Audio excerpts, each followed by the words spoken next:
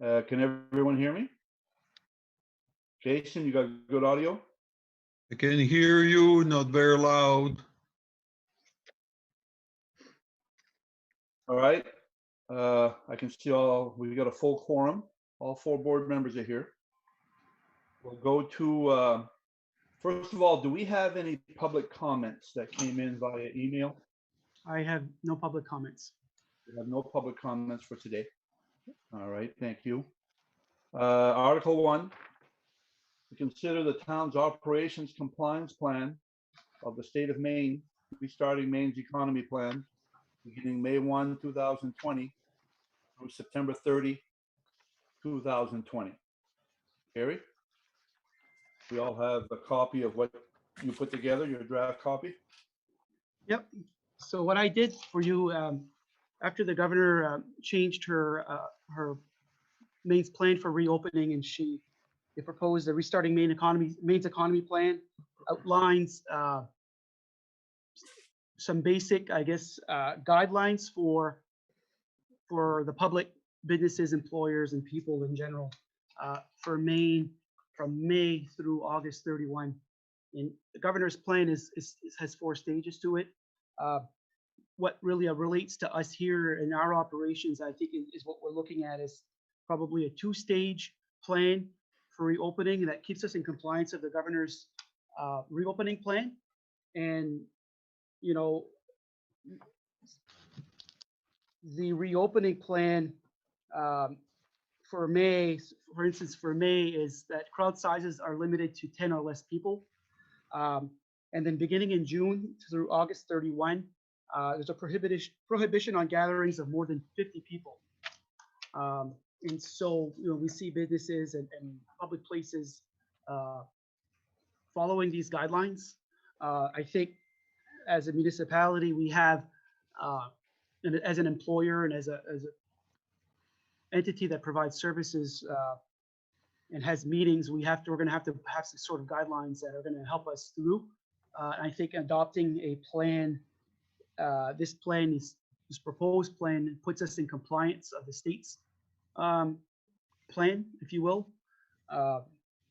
And so moving on through, what I've done is basically broken our operational plan into departments, which are our departments, and how we would envision we could operate in May, through May, and then from June through August, if things stay exactly the way they are, if the governor's orders do not change. And so how would you like me to, would you want me to read through the plan outline so that people can hear it? And then we can just go through and then you guys we can discuss department by department as we work through. How would you like to move forward? I don't know. I don't want to throw everything out all at once. If you started with, for example, the town office, and you could read through that, then we could discuss the town office and move on to another department. I think that might be more manageable. Okay. How about, what do you guys think? Yeah, I think for public interest and those that are watching and listening, it would be it's good that we cover most of these issues anyway, or most of these points of interest. Yeah. Okay, Gary, start with the town office. Okay, so starting with the town office, what we're proposing is a reopening date between Monday, May 18 and June 1, Monday, June 1. Somewhere's in that line, we can be ready by Monday, June 18. And I got today, Natalie provided us a list that came on the listserv from town clerks across the state, what their tentative reopening schedules are. And what we're seeing is a range of anything between now and June 1. I don't see anything on a list of probably a list that fits on an 8x11 towns that proposes to open later than June 1. I don't know if that's because we're not seeing those towns on there, if it's because I don't know what I don't have a lot of details on their proposed plans. All I have is basically a wide range of opening dates that start between today and June 1. With, you know, I think the lion's share of it It's probably leaning towards more the latter end of May, beginning of June. So what we're proposing here at the town office is that we would reopen between Monday, May 18 and Monday, June 1. And our operational plan for the employees is that employees that are like we've operated now, employees who can work from home, we encourage that to continue to happen. And we do have employees that have been able to take their work home and work from home. So when practical and when possible, we encourage that. We propose resuming normal business hours, 8 a.m. to 4 p.m. We have just finished today the plexiglass installation on the front counters. We need to install hand sanitizing stations. We are short.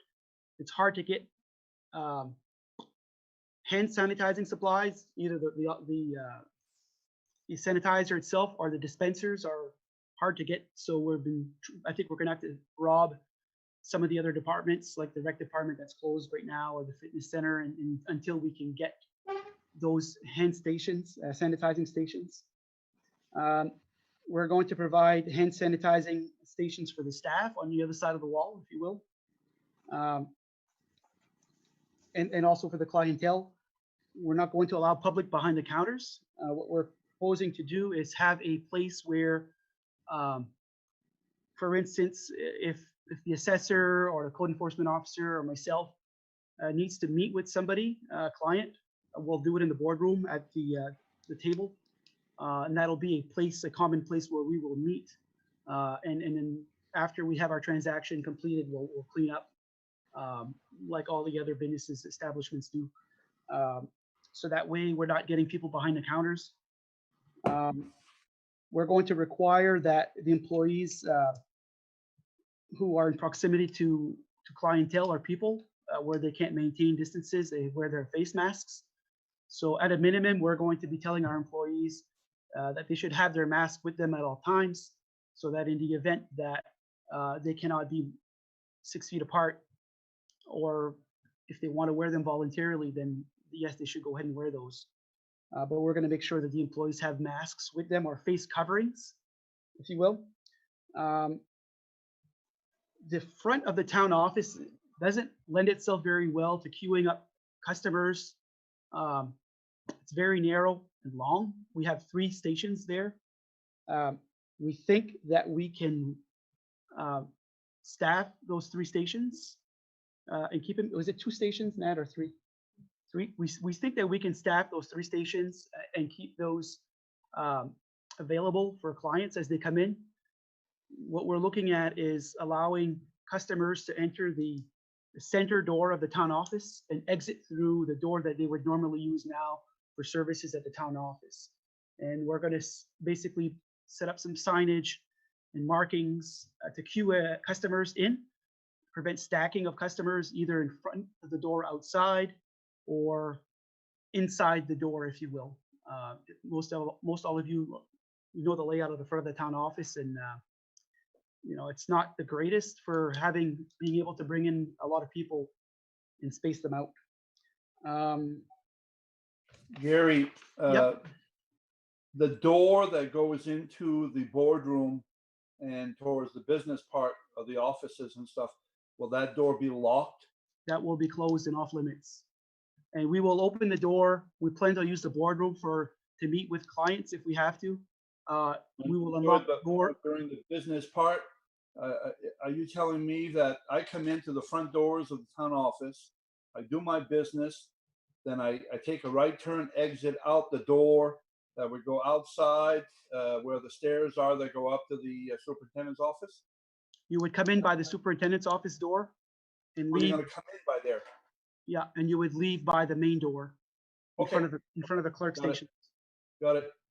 And who's gonna tell the person to come in if there's already 3 people at the desk? Who's gonna tell them when somebody else can come in? We're going to have signs outside that are going to basically say, if you see somebody standing in the vestibule on the inside of the door, that middle door, that you need to wait for that person to clear out.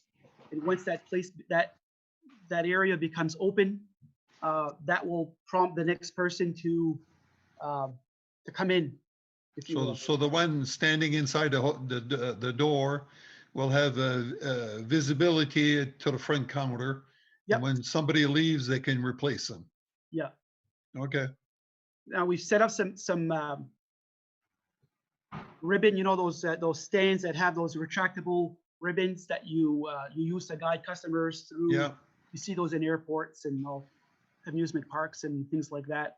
We Yeah. have those set up right now that will kind of direct people to how to go to the station. And I think what's going to happen is, you know, we're going to be directing people to. Are you gonna tell the public that they can come in as is, or do they need a face mask, or to do what they feel is comfortable for them? So that's always the tricky question, Dave. We have people that fully support face masks, and we have people that don't agree with the face masks. And so that's something that we're going to have to discuss here as you guys as a board. What are we going to require?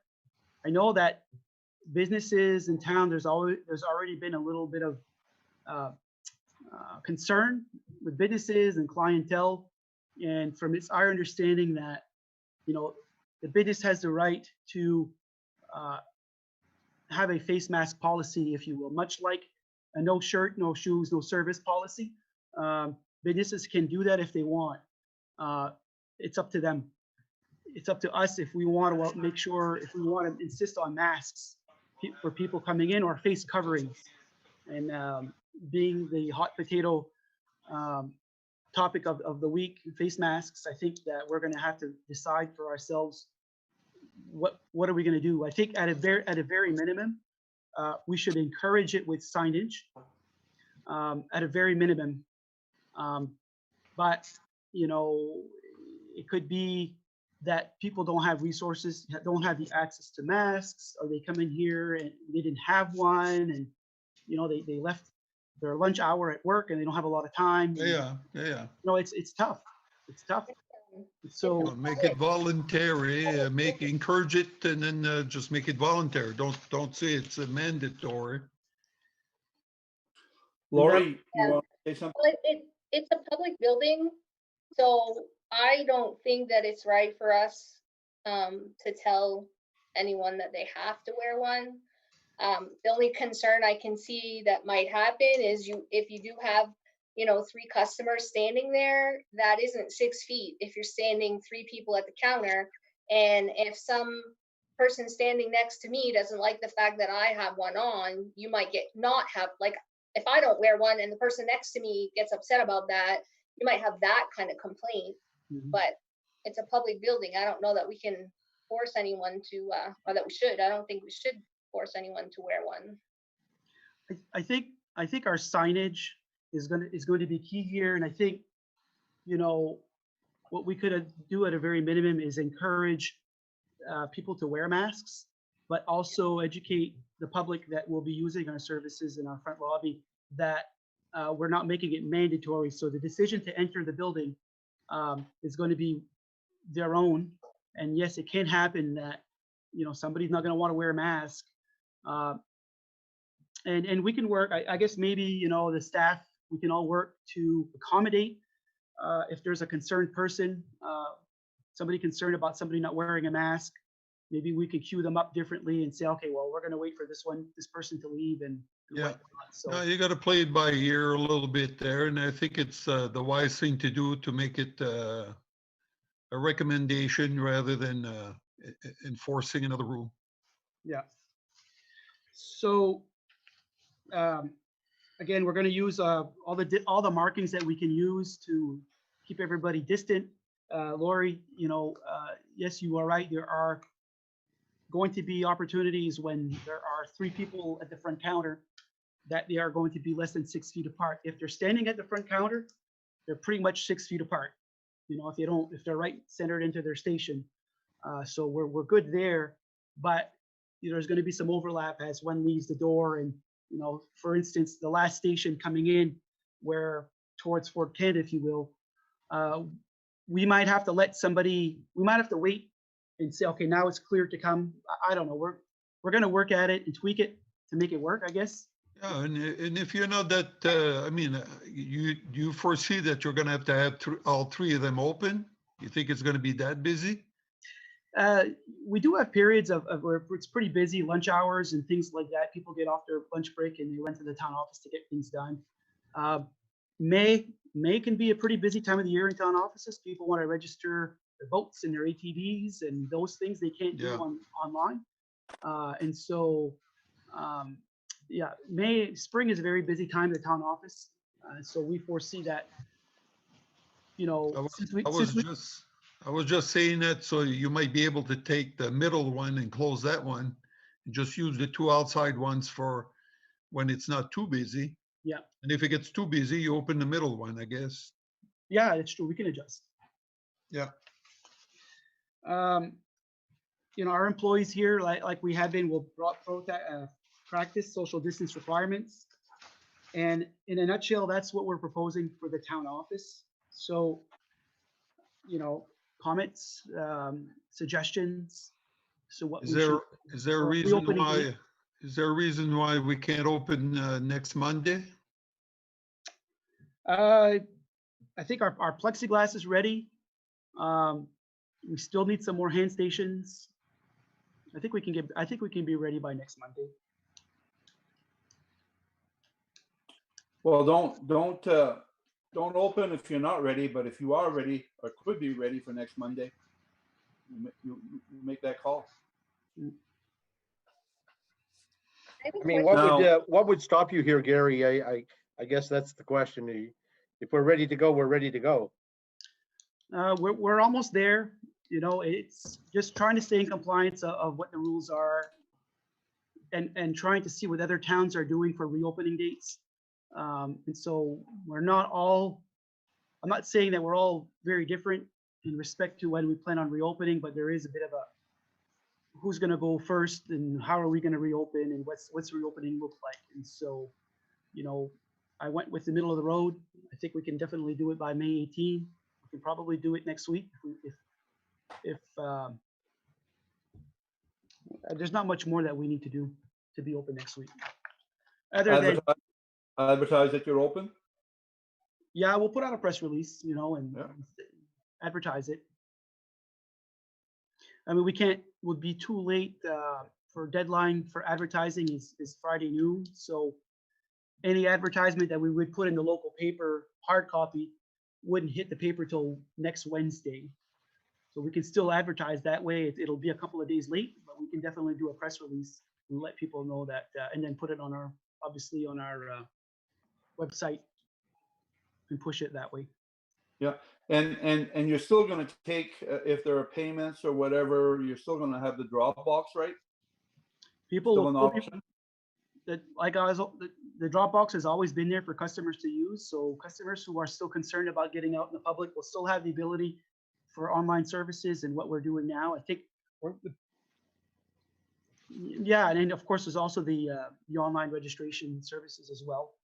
So those who are concerned about still coming into the public, they still have the ability to do their transactions like they're doing now. Any other questions? Oh, go ahead, I do. Lori. You have on here something about gloves, protective gloves, and I was just curious because it seems as long as they sanitize in between customers, like what's the procedure for gloves? Why is that necessary? I just put it in there because we handle cash. And so, you know, what are we going to do between the cash transactions? And so is it best to use gloves and then throw them out? Or is it best to be there, you know, without gloves and just sanitizing between the transactions? So I think it's in there as something that we can decide to do. And I think the staff can do what's most comfortable for them to protect themselves and protect, you know, the customer as well. You'll have to change the gloves between every customer then. Yeah. So Yeah. And sanitizing might be the better way to do it. You know, if that's the case, then because even the process of taking off gloves, you know, you can do that wrong, and Yeah. you know, sanitizing, as long as you get it on there and you distribute well, you know, you're gonna get it. So Now, you So- may have the sanitizing stands and stuff for the public. Do you have the sanitizers themselves, the liquids or the foams, or do you have enough of that? I need to find out, I need to talk to our buildings person to find out what our inventory is. We're not gonna have a lot of sanitizing stains, if you will. I think we can probably wall mount a hand sanitizing dispenser at each clerk's counter, if you will. So when the customer comes in, they can do their thing right there, coming in and going out if they wish. Doug, any more questions? No, I think, shooting for next Monday, I think is a good idea. That way, if you have any hiccups, you'll probably face them here a little bit early. David, anything else? Yeah, I think Monday is a good time to start, next Monday. Yeah. Lori? No, if something happens, you're not ready Monday, there's no reason you can't, open Tuesday or Wednesday, right? It doesn't have to go to the next Totally. Monday. Right. Yeah, I'm okay with this myself, so, all right. What's your next one? Well, before we move on to Next, that, I need to know from you guys Oh, what the consensus is on masks. Are we just going to strongly encourage with signage and indicate to customers that there may be people in the building, clients that don't wear masks, and let them make their own decisions? I think that's the proper way to go. I think you should recommend it and leave it at that. Okay, me I too. agree. all right. You agreeing on that also, Lori, or? Yeah, I agree. Okay. Does that help, Gary, there? That's all I need. Okay. We're gonna go to the next page, which is what, the Recreation Department? Correct. So the Recreation Department, right now, the grounds guys are back to work. They're starting to take care of the lawns and things like that. It's spring cleaning, and so they're out and about. They're able to do their work distant of each other, so that's not an issue. And then the management at Rec Department have their workstations at home, their computers at home, and they're taking care of all of their business at home currently. So through May, moving forward, again, if there are employees who are able to work from home, if it's practical, then we're going to encourage that. It may not be practical, but we're putting that in there. As far as summer programs, we've put a lot of thought into that, and there's been a lot of discussion with town managers, and the rec departments have been meeting by Zoom, all over the rec departments, all over the state and the county. Some of the rec departments are not offering summer programs this summer, and some are reluctant to make a decision right now. They're going to they're sort of taking a wait and see approach with other towns are doing. The issue with summer programs is such that, okay, it's not an issue for May, so we may be able to defer a decision here for a few more weeks on summer programming. Our rec department director, I've asked him for what would be the deadline for you need a decision if we're going to do rec programs or not. And he said Sam has indicated June 1. So the issue with rec programs in respect to the governor's outlines for crowd size limitations and social distancing. Now, true that in June, the crowd size limitation goes up to 50. Our rec program had well over 100 participants last summer. It's questionable whether or not there will still be that much interest in it. I would presume that some parents would be concerned and might keep their kids at home this summer, who knows? But yet, again, the kids have been bottled up since March and are, it'd be nice to be able to offer something and get them outside.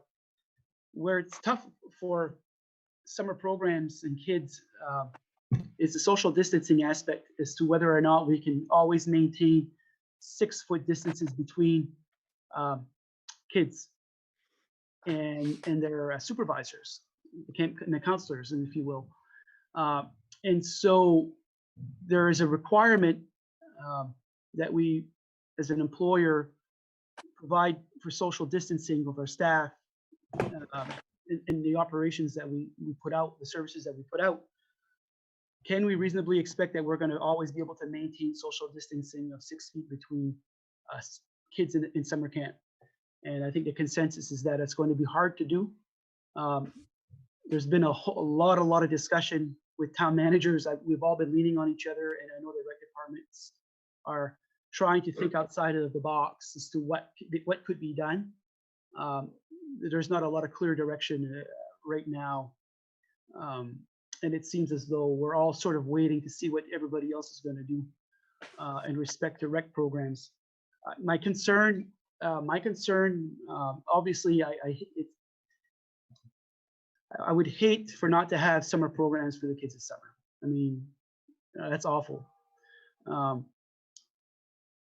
However, my concern is that, you know, if we're not able to provide for social distancing and keep the kids separate, you know, how is that going to be received by the parents who are utilizing, you know, who are sending their kids here? Would that be a problem for them? Does it present a liability issue for us as a town if we provide a venue for which the kids can't be separated 6 feet apart all the time? And of course, the exception to 6 feet is they have to wear a mask, right? And so by offering a rec program, we do it. We try hard, but it's tough, you know. So I don't know if we can make a decision on this today. It's a very tough one for me, and I know it will be for you. Whether or not we can remain in compliance of the governor's orders is questionable. Along with summer programs was the food program. I knew early on what happens with the food program through the rec department is that we have to put our place mark in to the program. So, and we tell them how many kids we think we're going to have at a minimum, so we can get the funding for it. And so we do have the place mark in for that right now, but it's not a commitment. But you know, we had to decide. I think it was the 24th of April. We had to decide whether or not we wanted to put in for the food program. However, you know, not having summer rec, if we don't have summer rec, and we would not need a food program.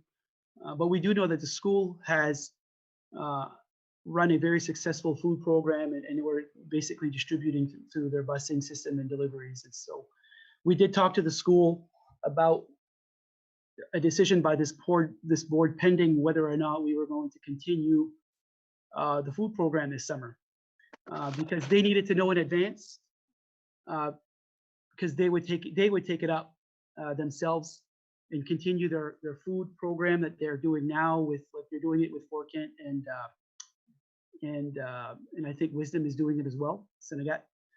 I'm not sure what the delivery is going to be, if it's going to be, if they're going to continue to do door to door or they're going to have drop off places.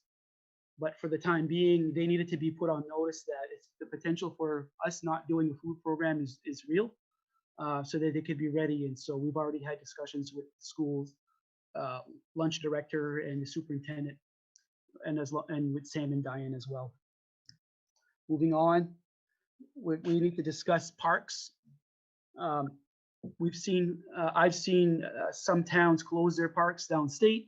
Those decisions came earlier, obviously, as spring is earlier down there. Do we keep our parks open? I would like to think that we could. What do we do with our playground equipment? We know that the kids like to use that, and potential for crowding is there. Potential for not being able to stay 6 feet apart is there. What do we want to do as a municipality to for the parks? Okay, and like the bathrooms and the rest facilities, are we going to open those up, put signage and say, hey, look, per the governor's orders, we are recommending that if your kids are going to be out here, stay 6 feet apart, no groups of more than 10, and at least until through May, and then after that 50. I don't think beyond 50 we would have an issue, too much of an issue with crowd size in parks.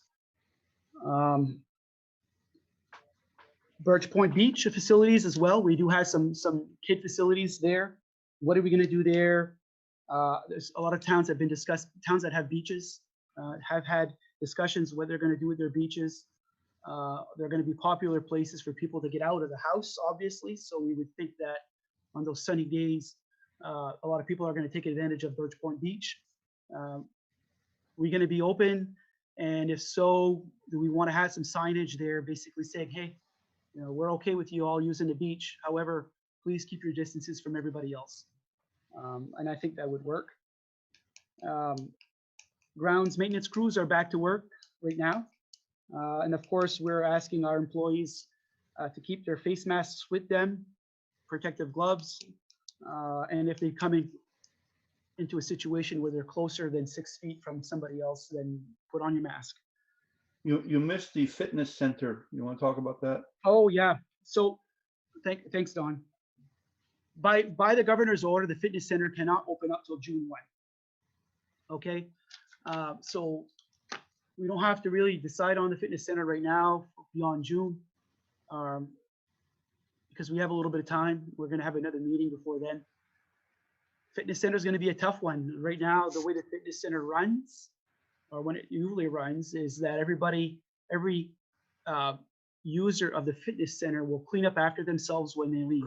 There's spray bottles there, and they kind of wash the equipment that they've used, and it's an honor system. Again, where I don't foresee having any crowding issues there. I don't think I've ever seen 50 people in the fitness center at once.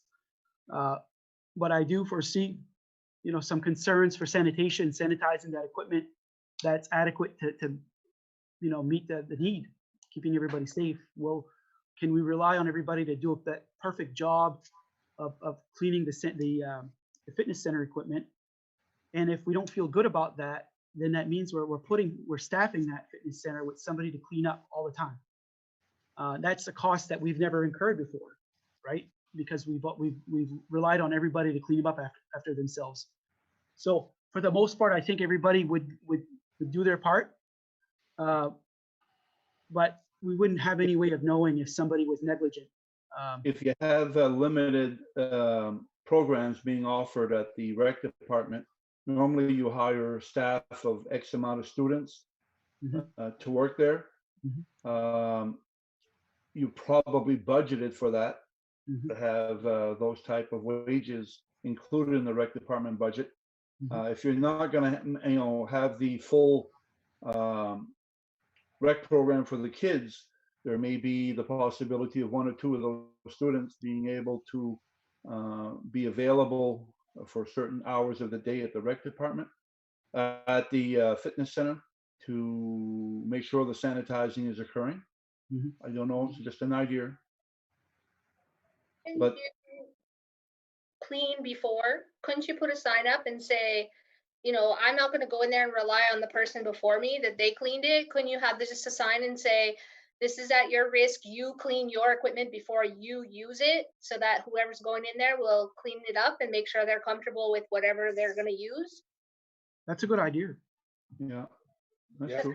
I don't think we should not open it on the 1st. I mean, it's not, I don't know, you're never going to have that many people there at one time. But I think that's a good idea. Usually we look to clean after we've been using the equipment. So why not just say, you know, make a statement, say, let's clean this equipment before you use it. So, so you know, you're protecting yourself. Yeah, I would feel more comfortable that way, that you clean your own before you get on, and that way you know it's clean. Yeah, good point. I also have some seniors that have approached me today, and they're very anxious to get into the gym.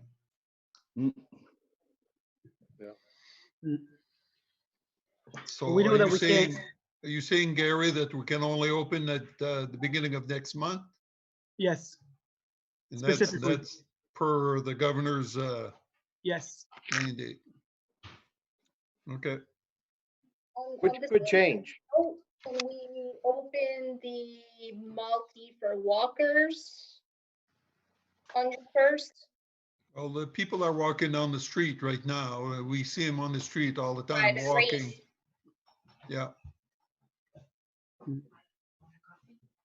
I would make one suggestion that at Dion Park, that the water fountain that's there not be opened, simply because it's open, the faucets are open, you're putting them out to draw the water. I would assume that we don't want people just one after the other trying to drink out of that fountain at the same time. In respect to parks and playground equipment, what are your thoughts as to, you know, keeping those open? Are any restrictions on that? Just putting signage? What are your thoughts?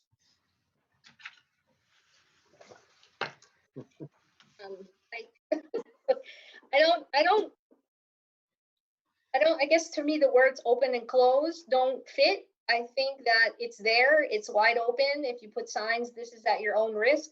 Because if we try to say the park is closed, who's gonna police that? And who's gonna, and you're gonna get 10 calls, oh my God, there's kids there playing and my child went and there was, you know, I don't know. Maybe you just put signs and ask people to be respectful of each other and see what happens. And because, you know, there's people there now. I mean, we're saying it's open. I walk by and people are using them. So Yep. Being used now for sure.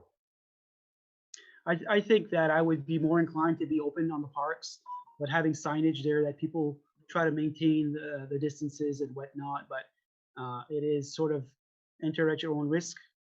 There's no way for us to sanitize the playground equipment. That's more where my concern was, you know, like what about the playground equipment and the proximity there and the kids using it, and what's the expectation?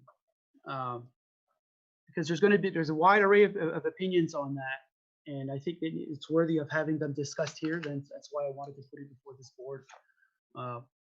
I'd like to see the parks open for the kids, place to go and walk around, and at least at the very minimum have some signage there to encourage people to be mindful to keep their distances from everybody else while the orders are up. So you've got the month of May to prepare your signage. You're going to have a local contractor that does signs, make them for you? Yeah, I mean, I've already talked to the rec department, and I've let them know that we're going to probably be putting up some signage at like the beach and our parks. It's educational, and I also have some signs to put out here by the town office for the queuing area. So we're gonna go to a local sign person with a list of signs that we want to have made soon, and get those done. Gary, is that enough to protect the town against any kind of liability, you think? So I actually have a question into the insurance company this morning, and our local agent has reached out to their underwriters. They haven't gotten back to them yet. So I'm just waiting on that. And I can keep you guys apprised of what I learn. Okay. Yeah, that would be good. You get till June 1st to, to formally say that we're open or not. I would tend to agree that we want to keep those parks open if we can. Gary, with a lack of summer programs there, I mean, what does that do to the employment of some of our summer employees over there? Well, so right now we have 4 full-time staff at the rec department. We have the director and then the Diane, who, is taking care of the food program and a lot of the programs, if you will, the crafts and a lot of different things. We wouldn't have to hire summer help, obviously. And the other 2 are primarily grounds people who help out as needed with programs and for heavy lifting and things like that. And so I know that,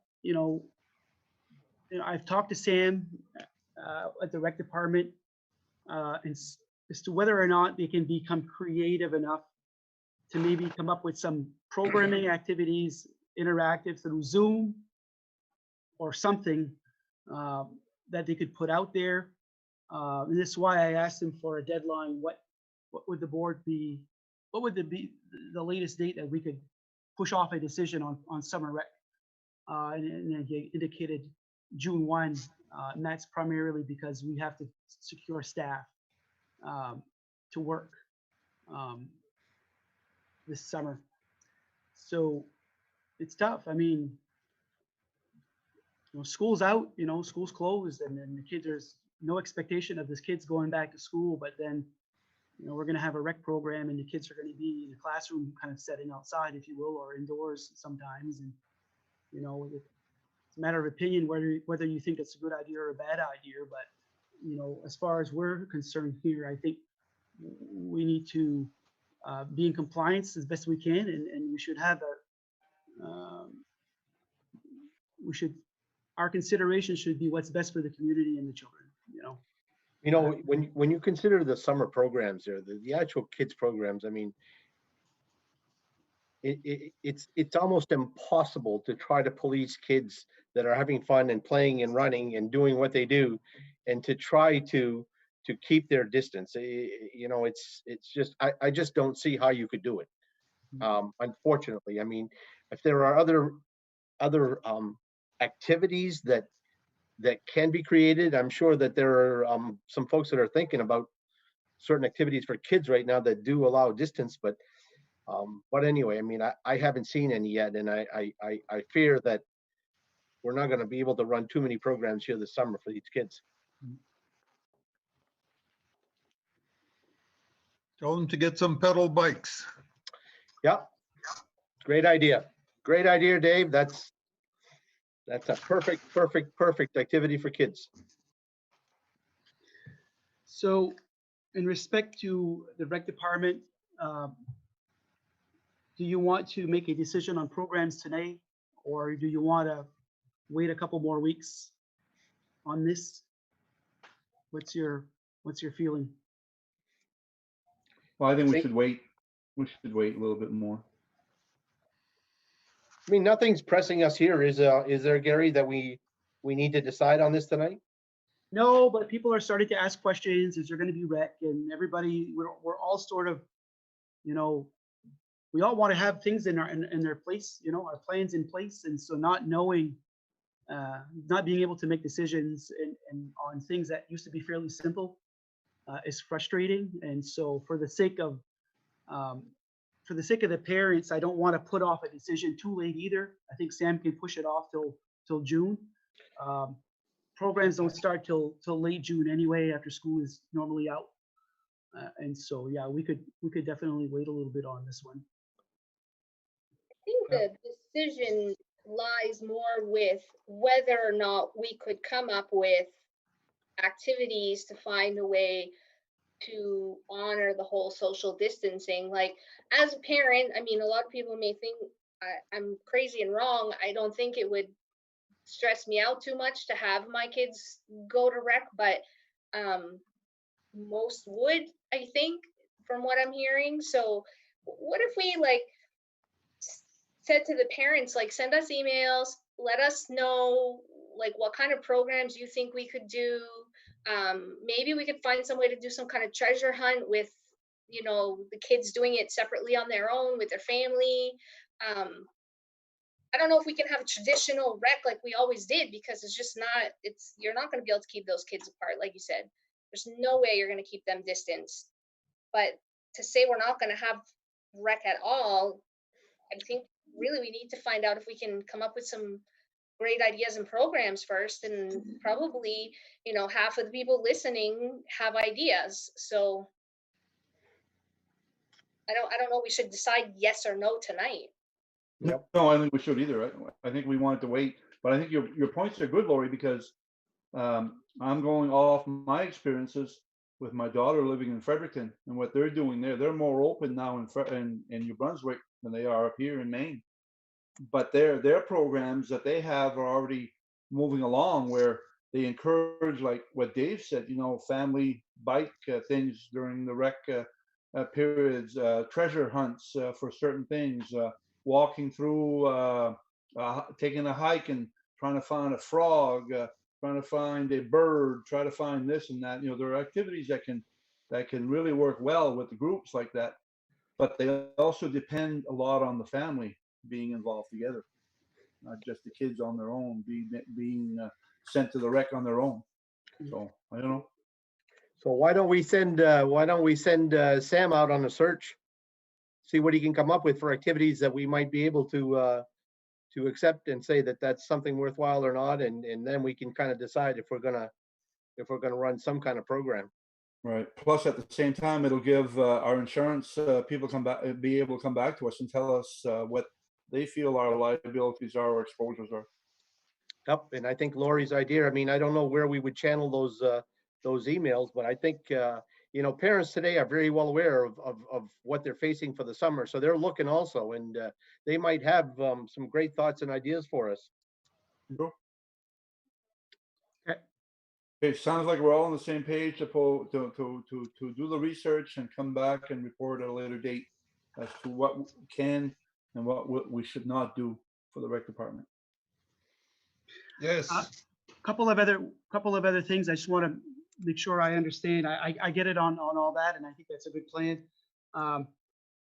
Bathroom facilities at the parks fully open, or if we are, then we're. Oh, I wouldn't open them, Gary. No. Okay. Not now.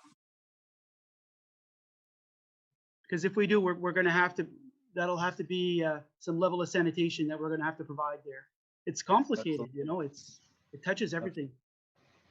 So I'm going backwards a little bit, because I said I don't like this whole open close because then you have to police it. But if you're worried about insurance, and I like to kind of listen to what everyone else says, why don't we just say that the parks are closed?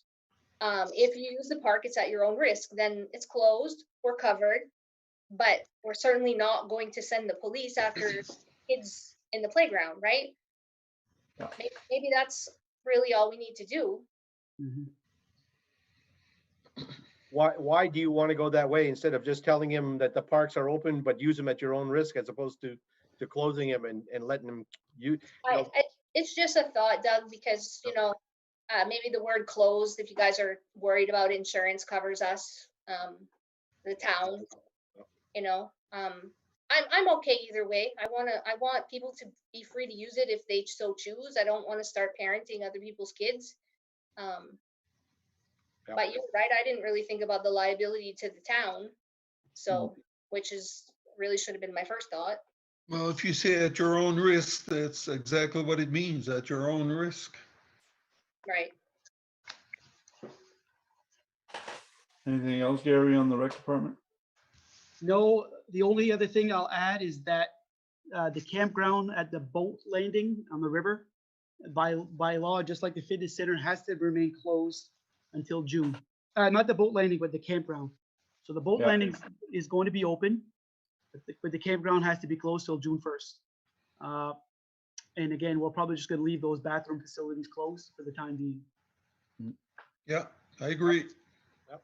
Let's move Yeah, on. we're all on the same page on that. Okay.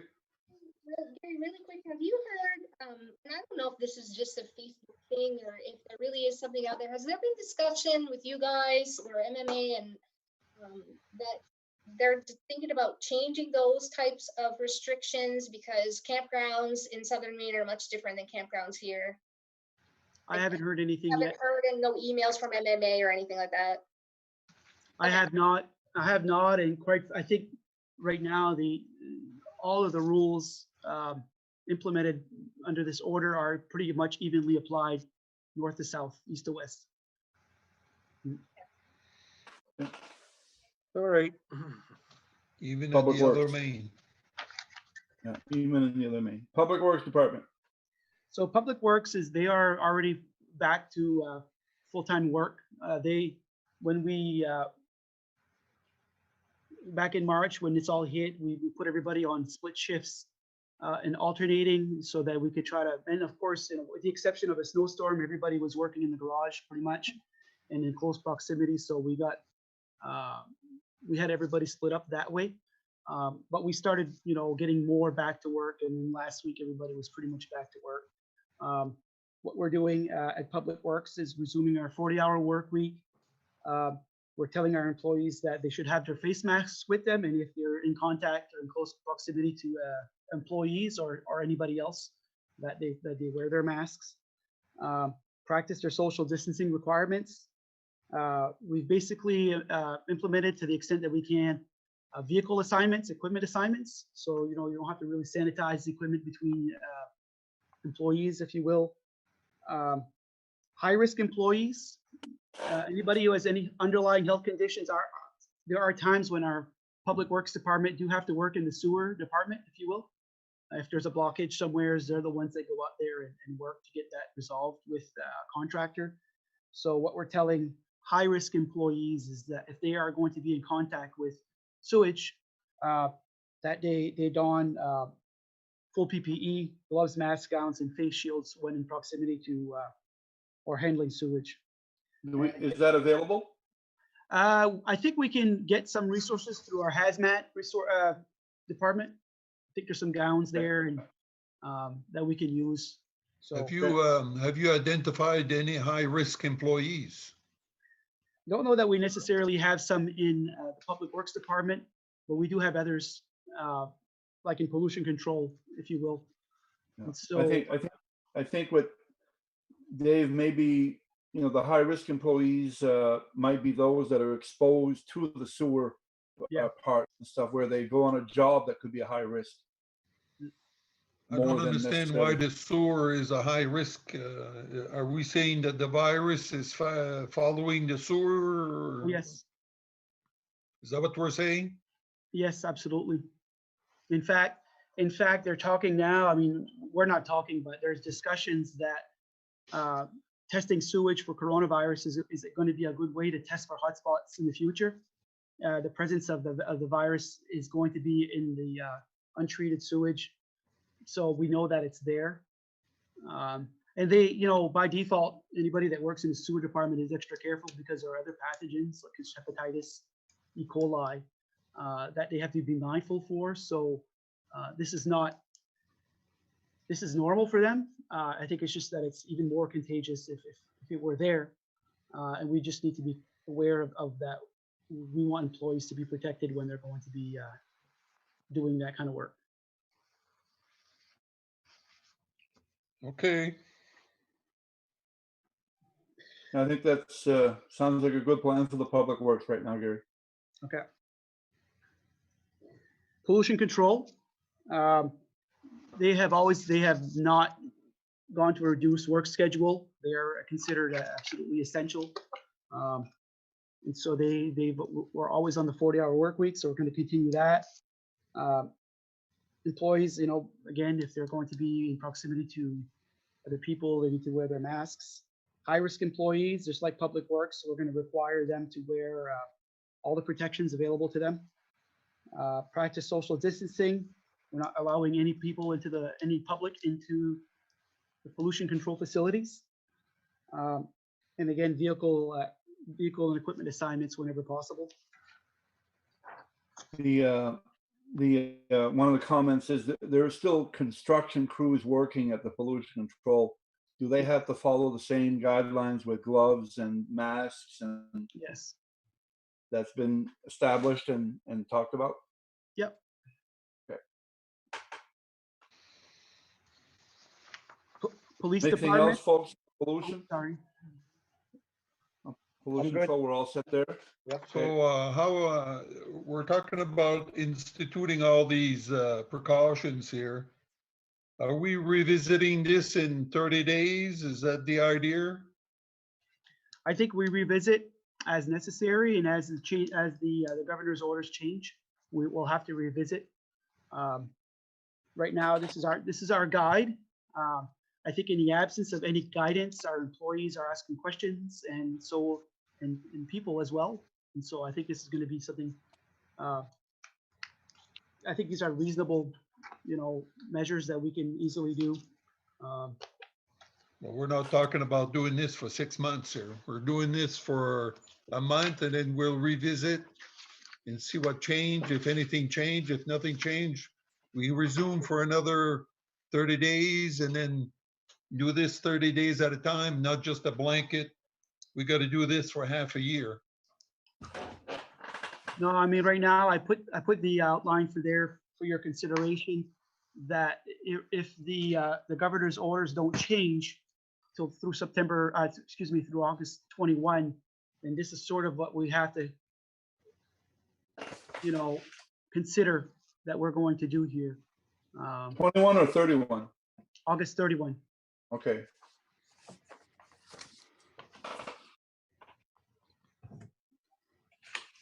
All So, set, Dave? Yep. Police department, they've been on a 40-hour work week all along. Again, we're gonna ask them to cover their masks, cover their faces when they're in close proximity to other people or employees. Social distancing, we're not allowing the public into the police department offices, if you will. And vehicle assignments, whenever possible, and they have been implementing that, I think, and you know, the way that they use their cars, they sanitize them after their shifts and they leave them alone for a shift, if you will, and the other officer that's replacing uses the other one. So that seems to be that seems to be working pretty well. Yeah, out of curiosity, you say employees must cover face with masks and have protective gloves. The type of work that they kind of have, does that mean if they do a traffic stop, as an example, that when they go up to the vehicle, they will be wearing their masks and their gloves? Or is that, how's that going to work? I think the guidance is that if they're going to be 6 feet or less, then we should probably be using some sort of protective covering. Okay. And again, not everybody agrees with that, but those are the policies that are there. You know, coming from the governor's office down to us. Well, your department heads here, Gary, are getting these mandates the same way that we are right now. Is that right? They've seen this outlined. I shared it with them when I shared it with you guys Yep. last week with the agenda pack being distributed. So Any feedback from them? no, I mean, you know, there's the whole mask thing is we all know that's going to be a bit of a pain for us. But you know, it is what it is. I think it's not necessarily about becoming infected. It's if you know, it's yourself too. It goes both ways. And there's discussion about them mask or covering being 100% effective or not, if they actually do any good. But right now, that's all we have to go with. So. Okay. Ambulance department, pretty much the same guidance that I've just listed with the as the police department, but you'll notice that I've listed here that the ambulance department has their own guidance, if you will, doing what they do. So what I have listed here for them, just like the police department, is at a minimum, they probably have protocols in place much more stringent than that. So this is these guides here are not meant to supersede what they already have in place. If they have something that's working, that's fine. Okay. Any Fire questions? Keep going. Fire department, same as the ambulance department.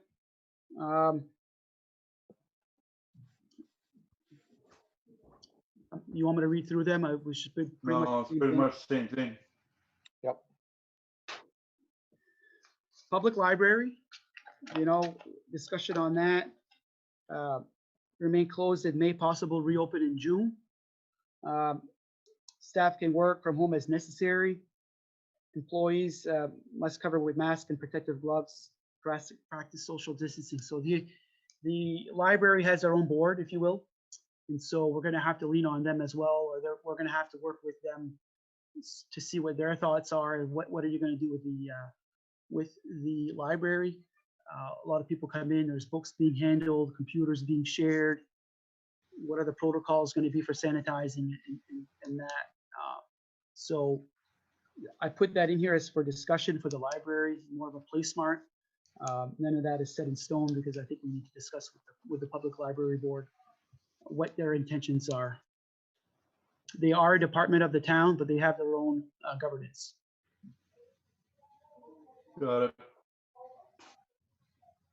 Any questions on this? Nope. Okay, move on.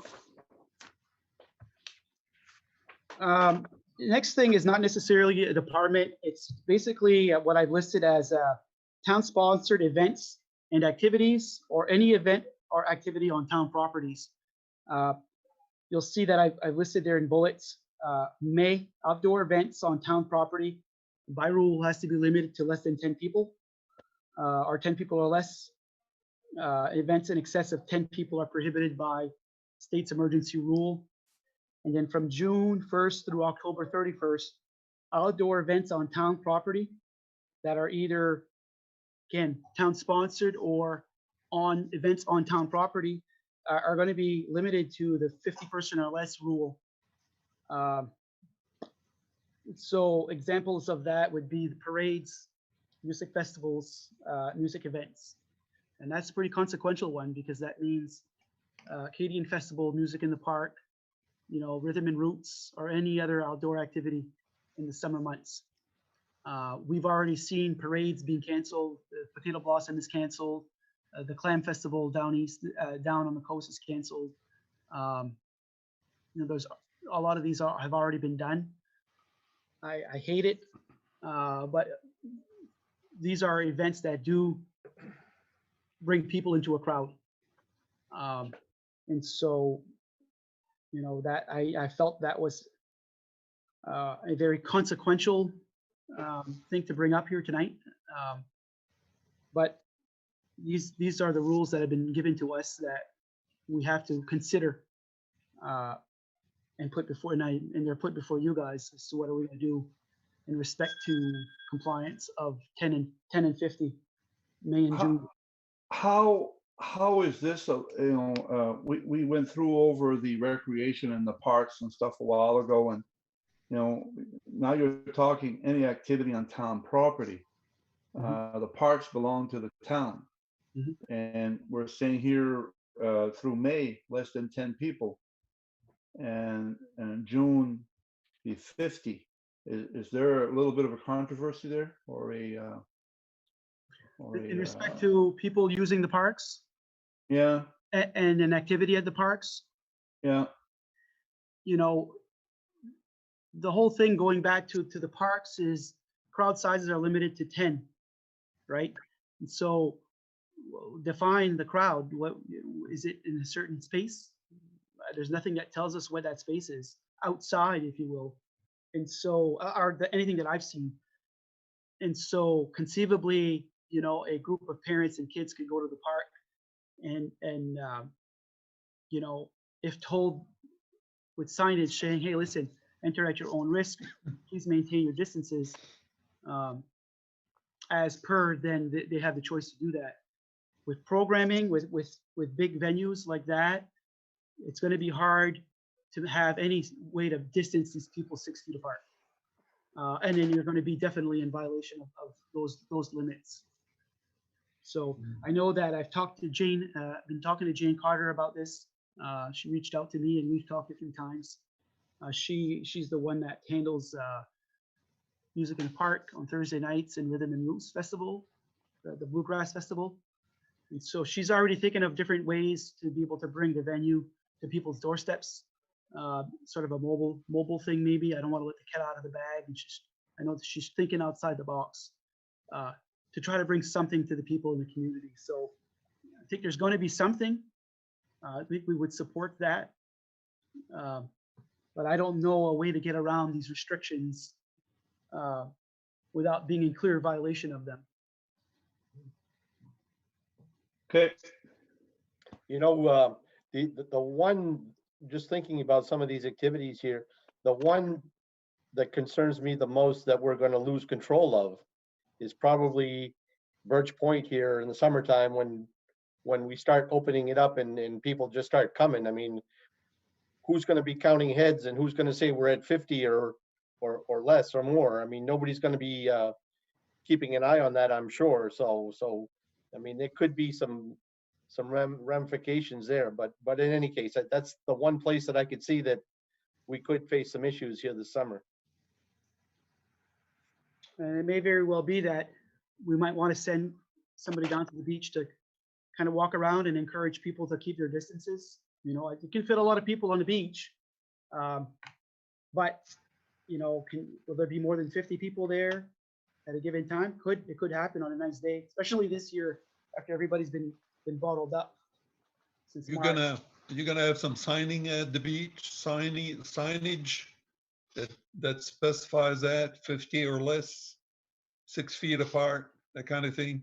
Yeah, and it's tough, And because even the 50 limit person rule is tough because it becomes a first come first serve type of thing, and all of a sudden, who's counting 51 and 52 and 53 and Mm. telling well, people to turn there's around and go there's home.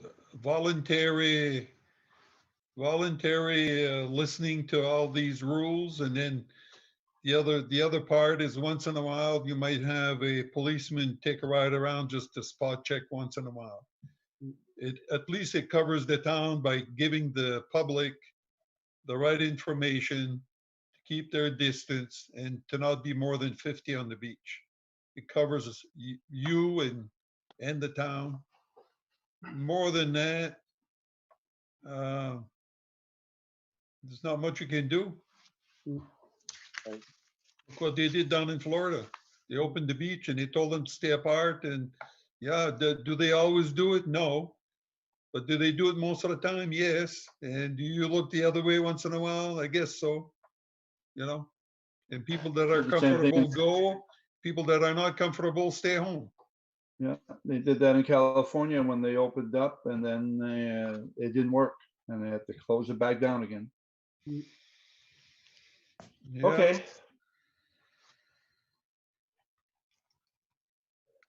Okay, You need any more direct, input from us right now for that, Gary, or you're all set? Well, I guess, I feel like I would need for this board to have some sort of opinion as to where are we going to abide on the venues? Are we going to abide by the 10 and 550 rule for May and then June through August? Because, we have to have a discussion here with the Acadian Festival Committee. They're waiting to have a discussion on conceivably we're not going to do the parade, the Acadian Festival this summer. I don't see how we can do it, but we have to have, I think, some sort of policy in place. The Yeah. Acadian Festival, unless they can come at us and say, we can hold this event, that event, and that event and keep crowds under 50 or keep people separated. If they have some suggestions, it would be up to them to provide them at this time. No, I mean, we've already talked about that. It's tough. I mean, we had bouncy houses for kids, a lot of these things bring people close together. Pretty much all activities bring people close together. And so there's really no way that we can do that without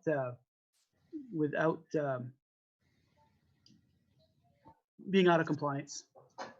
So I don't think that we should plan them. I think we pretty much, the Northern Maine Fair has even canceled, so I'm pretty sure people are going to understand. Of course, there's some that don't agree with all of this that will be upset, but as a community, if we go and plan the Acadian Festival, and then different, if you're a private business owner, you want to open, take the chance that the state's going to take your license, that's one thing. But if you want to take the chance, Doug brought up liability. Well, here's a big one. If we go ahead and try to plan events, and then all of a sudden the governor shuts us down and says, you're not getting any money from us, I think we just have to make the decision not to have them and hope that maybe come, toward the middle of summer, if we see fall opening up, maybe we can create a fall fest or, some kind of celebration extra at Christmas. Doesn't mean we can't do anything. right. But right now, I think we would have to just agree to cancel them and see what happens from there. Yeah. The other thing I'm too, on the same page as you, Lori, on that. I think you're right. Let's follow what we need to follow, cancel what And normally would happen in the summer, and reevaluate that there after August 31st. the other thing too, that in respect to the Acadian Festival is that, there was a lot of sponsors that put into that, and they're not going to have, a lot of our sponsors are not going to have the means to be able to sponsor like they used to. I mean, they've been Right. they've been shut down for a period of time. And so the resources are going to be thin, and the commitments need to be made for the Canadian Festival now. We're already behind the ball now, but as to whether or not we can do that. And so, we could put a lot of resources behind the Canadian Festival and not pull in a lot of people, and then become something of a significant expense to us too. So it's tough. No, I agree. I agree with Laurie there. We should maybe postpone this until the end of August and then Doug? reevaluate. Things might change around here quickly. If we want to do something in September or October, we could plan it then. Doug? I Okay with that? agree. I agree 100%. I mean, unless we get different direction from the state or the governor, which could happen. I mean, there's a lot of push-pull right now with this issue. It's a big issue for a lot of companies, a lot of towns, and so we could see things change. But in order to plan these events, I mean, it takes time. You're not going to do that overnight. And I think our best directive to these event organizers is just to say no. We just can't have these events this year. Yeah. Okay. All right, Gary, you got it? Enough info? Okay. Next topic is Board of Selectmen meeting options. So I've listed for you what the options are, and then I can expand on that a little bit. For May, because of our crowd size limitation, we would continue to our meetings via Zoom, of course, recorded by WWL and live streamed to Facebook. Public input via comments in writing, received in advance of meetings and read out loud by this board. And then from June through August, and of course this can change at any time. If the restrictions are lifted, we can adjust. But it's sort of a discussion point, if you will, at this point in time. Board meetings in person in June. Closed to the public due to the limited space that we have here and the 6-foot social distancing rule. So we already have 4 board members, recording secretary, camera person. That only allows us a couple more people in the room. Who are we going to say that we're going to allow in here or not? And before I'm done with that, I'll expand. And again, also we do the Zoom broadcast on WWL, live stream to Facebook, public input via comments written in writing in advance of meetings and read out loud. I did reach out to the school today to see if they would allow us use of the library. We wanted to have board meetings there. I know that the school has been shut down to the public, so I didn't want to overreach. I did reach out to see if the library would be a space that we could hold our board meetings, and we could potentially have our meetings there, space out the chairs, keep everybody distant. I don't know that we've ever seen a board meeting with more than 50 people or more. So conceivably, we could probably be all set that way. And what did they say? Yeah, they said that we can use the library. We just need to work with them in coordinating because they have to bring in their custodial staff and whatnot. So Okay. the other thing I saw the agenda for the next in 2 days. I believe there's a school committee meeting. I'm not sure it's Valley Unified or whatever, but they do allow the public to use Zoom also, so they can be like the board members on a Zoom thing, where if they want to ask questions or something, they're able to do that. Is that an option for us too here? I think it could be. I don't know if you can have them all in the room. I think there's No, something but you they can would have their toggle on individual. where people could write their comments and you'll see the comments come up. Something we can explore. I would Okay. like to see more public input, live public input. I think you can do it electronically. You could probably limit it to, like we usually do with our board meetings, we allow 10 minutes, people asking questions, so on and so forth, and then we continue with our meeting. I think it can be done easily enough using some kind of Facebook application or whatever. Or even. But if you could check out what they did because they advertised it that, and they gave you the location, the address to go to, if they wanted to be part of this live. So I don't know. I don't know how that works. I mean, this is great. What I'm doing here tonight, you know, and stuff, what we've done for a few meetings now, you know, this has been intriguing for me to learn, but no way savvy enough to understand what goes Well, on. I think Jason Boucher right now, who's live streaming this, I think he has the capability of having live comments coming onto his screen. Okay? And But you what I could get- understood, Dave, is that you can actually, they can dial into a certain address, and they can, during a period of public participation, if you were in, you know, at your house and you dialed into that particular address, like you would be like this, yeah, my name is Dave Morin, and I have a comment or a question or something, Yeah. which would be live. So I'd like to see what those options are, see if we I can ju- incorporate.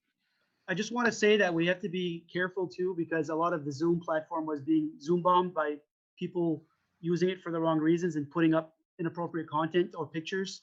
And so when you put the invitation out there, you create it open, or you basically give everybody an invitation, you're allowing a lot of people in there, and you're not sure what you're going to get. Well, one person would be reading the questions, and if it's not appropriate or if it's vulgar, you don't need to read it. You skip to the next one. Well, you know, Dave, I And think you- what you're talking about and what Don's talking about are not the same thing here. Two different Okay. things. You know, Yeah. Don's talking about having them live, like you and I are live right now. Yeah, You know, where they could jump in, where yeah, this I could see could be a concern, but if it's going to come into by to- text. what's that? It would come in by text, not By by, text, right? So somebody would have to read it back to us. exactly. That's a different format, and I probably would be more inclined to go in that direction than just Absolutely. open this up to everybody to chime in when Absolutely, they want to. yeah. Because we do it all the time now. When you want to watch a service right now, you can have all the comments come in underneath while the service is going on. You see such and such is watching, and they give a compliment, or they make a comment, or whatever. And you can accumulate maybe 10 of these questions, and then somebody can just read them, and we can answer them on Zoom. And there you have your public participation. Yeah. Good. I would question too, while we're looking into all the options, I personally like the library option. Allowing people to actually come in. And I don't know what the sound would be or how anything would work, but I mean, we have a multi-purpose building that is gonna be basically empty and unused. You can fit 50 people in there 6 feet apart. So we just might wanna think about that a little bit. Yeah, and this would probably start in June when the 50 rule comes into play. Yeah. I agree. I agree too. I agree that you know, we need to accept the public's comments, and we need to hear them, and I'm sure people would be a little more comfortable sometimes just addressing us directly than through Zoom. So are you saying that in next month in June, we could continue with our budgets, try to finalize our budgets a little bit, or what? I think that once we get into the next topic, which is the last part of this outline, we can talk about that. Okay, So let's go to it. town, town meetings, annual town meetings and elections. And so here's the thing. Right now, our budget process is pretty much stalled. And we don't know what state revenue is going to be. And we're not going to know that for some time now. And so we can make assumptions. We can work on our budget making assumptions of revenue. But those are just assumptions. And so it's tough, in the sense that we use revenues from excise tax in the state of Maine, revenue sharing, exemptions for programs that are funded to reimburse us for the homestead and the business equipment exemption program. And are all those programs going to be continue to be funded the way they have been? And so, we don't know. The legislature is not in session. I don't know when they're going to go in session. We don't have a lot of indication as to what the revenue picture is going to look like. And why does that matter?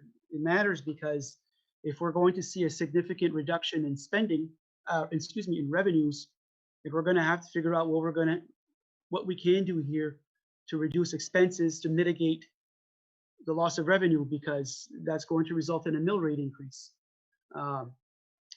And so if we make, in the absence of information from the state of Maine, we have to make some pretty significant assumptions for revenue, because obviously we can't be too conservative and hope for the best. And if we're short on revenue because our assumptions were wrong and we didn't assume enough cuts in revenue, what we were going to get, then that's a problem. It's a problem to our fund balance.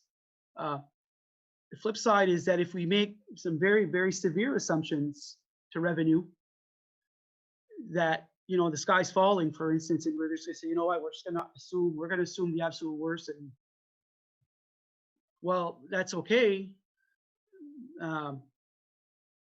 But that has the effect of driving up the mill rate too.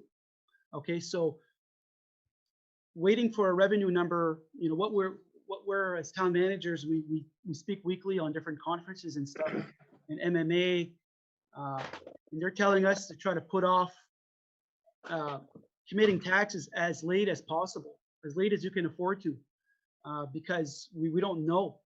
So while I hate to, make assumptions on revenue, the prudent thing would be to say it's going to be really, really bad.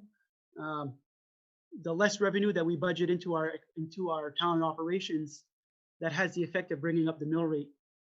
And conversely, if we don't assume enough drop in revenue, that has the effect of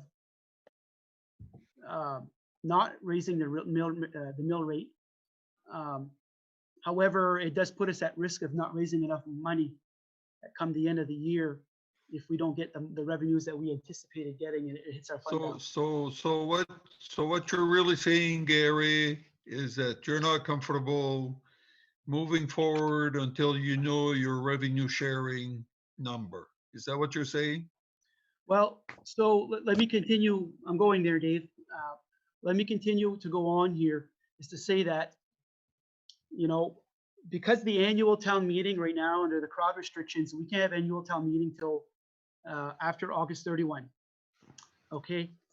And so that's widely accepted right now. We're waiting for the governor to address this issue for us. But right now it's widely interpreted that and accepted that there's no town meeting until after August 31, until that 50-person limit is lifted. And so, that gives us the opportunity to push back or to delay budgets, if you will.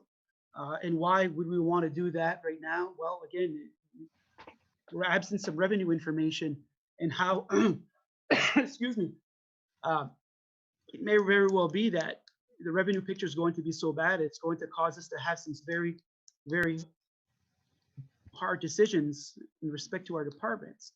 But is that a conversation that we need to have right now if we don't need to have it, since we can't have town meeting till August 31? And so at this point in time, we have made our first pass at the budget, and we were going to start working from there and tweaking and working with the finance committee. But, I don't know that it's going to benefit us all that much right now, because I think it would be so helpful to know what the revenue side is, or be close to knowing something that we can use that information to guide us through our expense side of the budget. I have two questions with that. So first off, let's just use the never mind excise tax and all those other things. Main revenue sharing, we usually get about 300,000, which is a mill, right? So if we're not going to address our budget, the plan, from what I'm understanding from reading all of these things we're getting, is that we're going to stick with the current budget into the new year, right? Is that correct? No, Assume not necessarily. we're not going to make any cuts and we're just going to keep running the way we're running. That's not what we're saying at all. So let me back up a little bit. So the governor's first executive order of March 24, okay, gave the towns the ability to, and the schools, the ability to adopt last year's budget and commit taxes. Okay, I don't think that's a good option because that doesn't give us the opportunity to make adjustments to our expense side of the budget. And so we know that the revenue picture is going to be different, and adopting last year's budget with less revenue is going to mean a mill rate increase. No ifs, ands, or buts. So which is why, you know, it would be helpful to have some revenue projections from the state of Maine to help us make informed decisions as to what we need to do here to mitigate a mill rate increase upon the taxpayers. Okay, but I guess I'm not understanding then. If we're not, let's say we're not going to have any budget meetings, we're not going to, you know, worry about cutting right now, we're going to wait. And then we hit July 1st. What budget are we running on?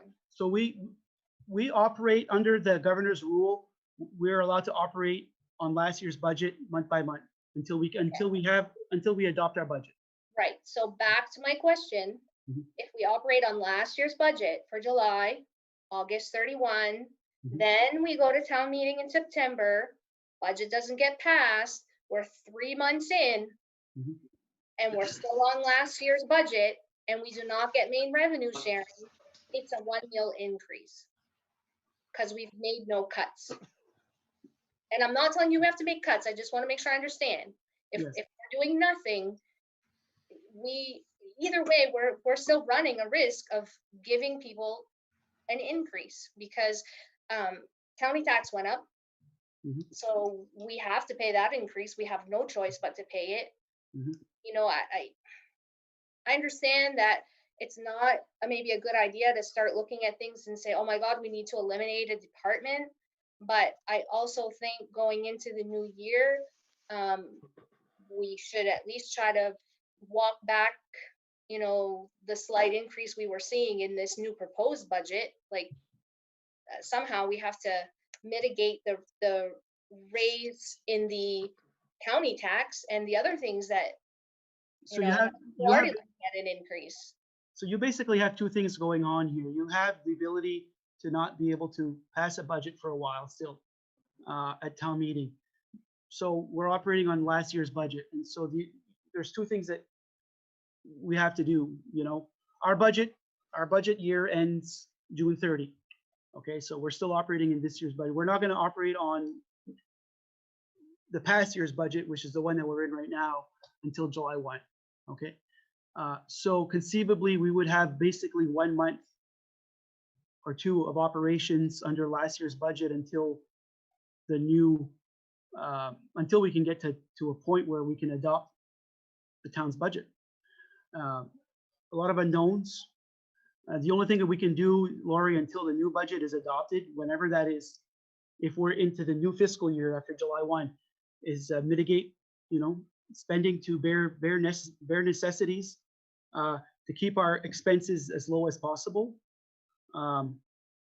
Because at the end of it all, I mean, it's what it is that for 12 months of operations is what's budgeted for. So, you know, if our budgets, if running on this year's budget would be more than what we would normally, or what we would budget in next year's budget, those are expenses that we would have to curtail our spending as much as we can so that we fall within our budget for the 12-month period. Well, Yeah, you could, sorry, Dave, I'm just saying, I think we need to look at being at less than our budget, because if we this year's budget. This year's budget ran the way it ran and went up 3 mils even with the revenue sharing. And there's a very good chance that we don't get, you know, I'm not gonna say not any, but it's very unlikely we're gonna get the same amount. So I just don't know where we're supposed to find that money if we don't start looking ahead at where we can cut. I don't want to be in September and say, oh my God, you know, we're short $400,000 now. Like, how do we go backwards again? So I don't know if I'm not understanding this whole process, but it just doesn't sound right to me. So And that's why I think it makes sense for us to start having at least preliminary budgets that we can go on. We can also project our revenue sharing. Let's say we work on a number that's 40% less than last year and work with that. And if it changes for the better, then we could always add it back into our budget. But if we have no idea where we're going all the way to September, well, again, how are you going to spend? What's your budget for July? Is it going to be your total budget divided by 12? Or is it going to be your last year's budget in July minus 10%, let's say?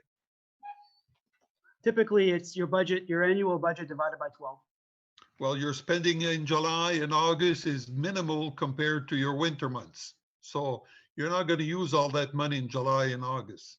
So what you probably should do is use your last year's expenses in July, reduce it by 10%, and take your money you spent last August and reduce it by 10%, because you're not spending equal amounts every month there. Your budget's now divided by 12 equally through the year. I guess I'm following what you're saying. What I'm saying is that the discussion that needs to be had is that in order to mitigate some severe reductions in revenue, the discussions that we're going to have are going to be pretty significant. And so, Well, starting abs- May 1st, when we can meet in person, we need to attack those budgets. June 1st, you mean? June 1st. June 1st, yes. Yeah, when we start meeting together June 1st, we need to start putting some numbers together a little bit. We need to make some assumptions. And hopefully your revenue sharing number will come in by that time. I don't know. There has to be some assumptions we can make that are somewhere in the middle of doing nothing and the sky is falling. And, you know, at least we're part way where we need to be if the sky does fall. Yeah.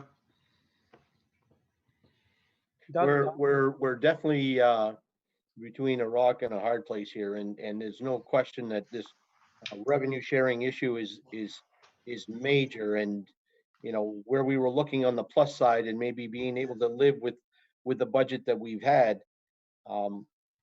I don't see that happening, and I don't see how we're not going to increase the mill rate either. With the revenue sharing dropping as it is, I'm having a hard time to see that we're not going to raise the mill rate again. And that's why we need to start talking now rather than wait until the end of August. No, I wasn't proposing that we wait till the end of August.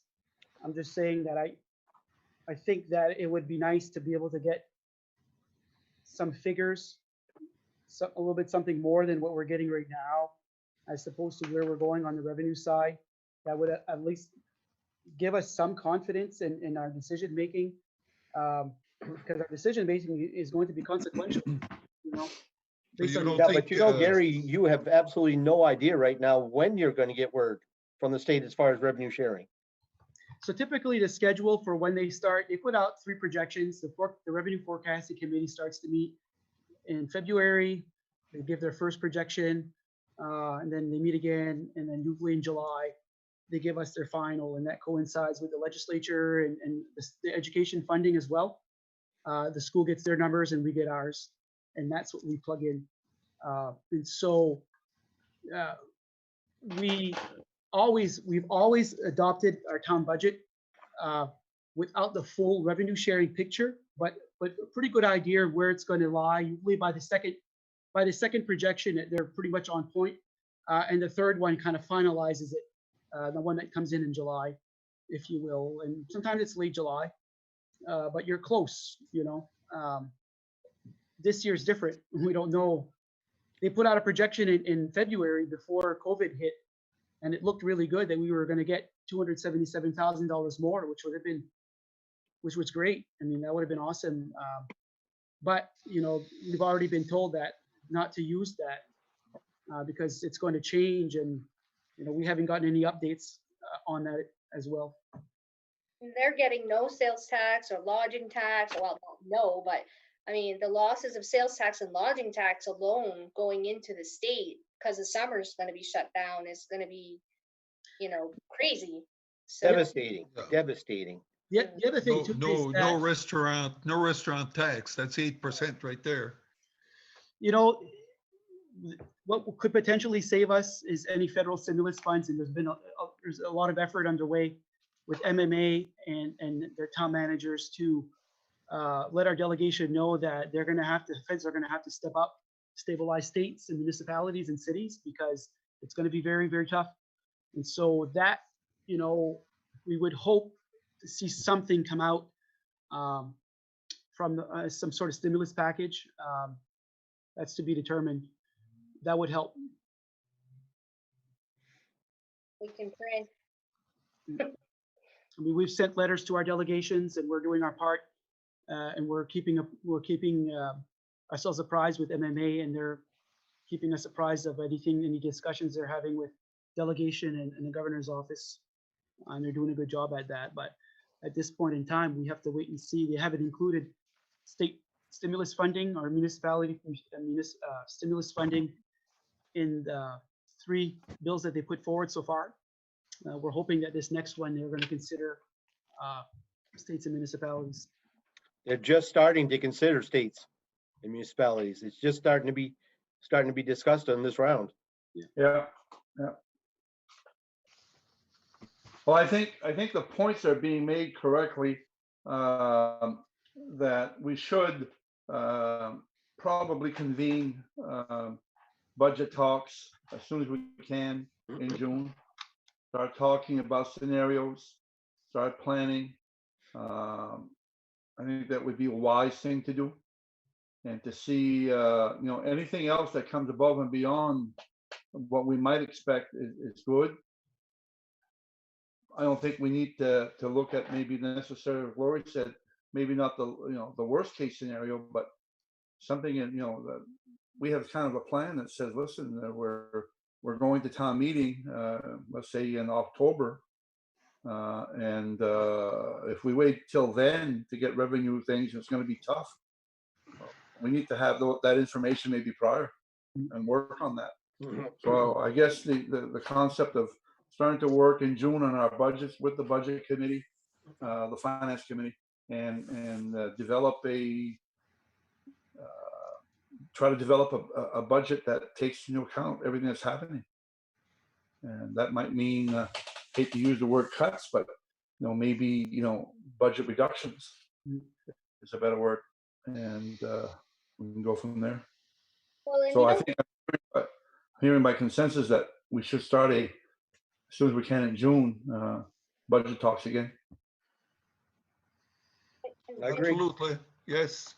Yes. I think we need to, and I'm not saying I want to go out and say, okay, like, you know, what would happen if we eliminate this department and eliminate that and do this? And I understand we also have to be really careful about that, because I don't want, you know, employees or people that get certain services, or if we say we're cutting all of social services, I don't want people to be sitting there, you know, in panic mode thinking, oh my gosh, if this happens, I'm losing my job, or I'm losing, you know, the services I usually get through this, you know, certain company or whatever. But we've got to at least have a little bit of a plan, you know, without, I guess, going into panic mode.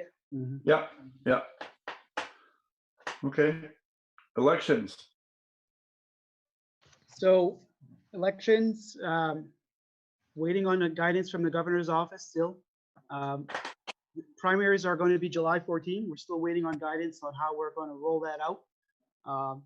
Be in compliance of social distancing and crowd size. I think, that's a tough one.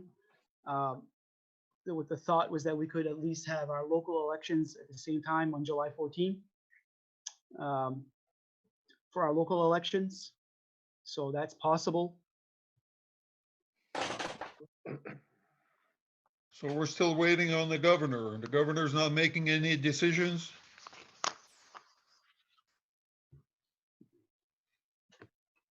Is the governor gonna make that by herself, or does she need, I can't speak for the governor, Dave. yeah, well, she hasn't given you any inclination when she's gonna make a decision? Well, they've talked about July 14. I think that's when that's gonna happen, right? That's about it? Primaries, July 14. Yeah, that's already decided. Well, we could do it by, couldn't we do it by, letter A through F or whatever downstairs at the KC Hall and the other alphabet upstairs, or, again, use the multipurpose because it's so big to keep people separated outside even. Yeah, There's a lot and of options. if you can't keep your separation, wear a mask. If you can't keep your 6-foot separation, you can wear a mask while you're voting, whatever. I think you're right. I think the multipurpose is gonna get a lot of use this summer. Multipurpose has options, you have the doors to go in and you have side doors to go out. Absolutely. And you can, put your poles at the other end of it, so you have spacing of 6 feet. You can put probably, if you have 2 or 3 lines, you could probably put easy enough, you're 50, and just limit the line outside. We see it every day on TV, how that works, how Yeah, people are outside waiting to go vote, yeah. So we need to explore that to see. I think the multipurpose makes a lot of sense. Big Yeah. enough. Follow the yellow brick road. Yeah, absolutely. Okay. Well, does that cover Article 1, Gary? It does. There's a lot of thought you put into this and stuff, and it's created a lot more possibilities or more thinking and more planning, but at least we have something on paper that we're visually looking at. I don't know if you want a blessing of the board, maybe by consensus that we follow some of your recommendations, but there's still information that we need to get out, right? That we need to make final decisions. I think that we have we've recorded what your comments were. We know what the guidance is. Okay. We do have a few areas that are yet to be determined, but just a couple. So Okay. we're good. Okay, we're good. Yeah. Any other questions, guys, on Article 1? And Lori, I say guys, I want to include you in that comment too, sorry. We're good for now? We're Yeah. good. Yep. All right. Article 2, to consider the 2020 town roads paving project. Let's get into that discussion. So at our last board meeting, we decided that, well, not our last one, but one before that, that we're not going to make a decision on whether or not we're going to move to pave right just yet. That it wasn't going to hurt us to go out to bid, see what we get for prices, and then maybe by the time that all is all said and done, we would have a better picture of what's going on with COVID-19. And so, still don't have a good picture, other than we know that revenues are going to be reduced by the state. We don't know how much. We know that we're going to see reductions in excise tax. People might not trade their vehicles as much. Some of the assumptions being made by the other towns based on the 2008 recession is a 15% reduction in what we would budget for excise tax. You know, I think that's reasonable. That one's a little easier to determine, and revenue sharing, we don't know. I mean, that's just the number that they're going to tell us based on a revenue forecast. So what we've done is we did go out to bid. I'll go through that here, or just let's recap the project, if you will. We at town meeting last year put forth a project in front of the townspeople for a $3 million bond to pave town roads. The townspeople approved it. And so the authority was there to go ahead and move forward with securing the funding and doing the project. Then this happened, right, this year. So at 2 board meetings ago, we met and we had to talk about whether or not we should move forward. And I said, let's just look what the pricing looks like. Maybe we'll know more about the economy by the time a decision needs to be made. We ended up, we did solicit bids. We ended up getting one bid by Northeast Paving, which is formerly Lane Construction, for the project, which was $3 million. The bid price came in at $3,367,735. And so with that, I went ahead and I contacted the bond bank as to see what they thought the market was going to be for bonds. Again, for those who are not aware how the Maine Municipal Bond Bank works, they issue bonds in the spring and in the fall, and they have a definite schedule or timeline for submitting applications, when applications are reviewed and approved, and when the loan closing is. In this case, we had planned to only borrow the money in the new fiscal year, because that was going to put our first debt payment off into that other fiscal year. And at the same time that we were going to be retiring another paving loan that we had on the books. And our cash flow projection was that, you know, the amount of money that we were putting forward, that we were going to spend on the bond note or the annual payment, was going to come from, number one, the fact that we retired one debt payment, which is about $117,000 a year. And the balance of that loan payment would have been coming out of the offset from the Public Works paving project account, if you will. And so there was going to be a net neutral transaction as far as the mill rate was concerned. We weren't planning on having to raise the mill rate for this paving project. That's how we pitched the project, and we rolled it forward. That it was put before the previous board, and that's how it was put to the townspeople at the annual town meeting last year. Now, I have correspondence into the bond bank as to what their interest rates were looking like right now. They just finished their spring issue. Interest rates looked really good. I was sort of looking for some sort of indication as to the state of the bond market in the fall. If there were going to be any concerns about whether or not, you know, is that program going to be there this fall for us to use. And the indication that I got was, while they can't guarantee the bond market this fall, the assumption is that they are going to have some sort of bond program available for municipalities. So right now, you know, it's tough. We have roads. I'm going to go back to what I said before in this previous discussion 2 meetings ago. We have a lot of roads to take care of. We have 55 miles of paved road, paved lane miles, if you will. It's a lot of road to maintain, streets. We inherited Lakeshore Road from the state of Maine. They used to pave that. It's nearly 4 miles. We have to take care of that now.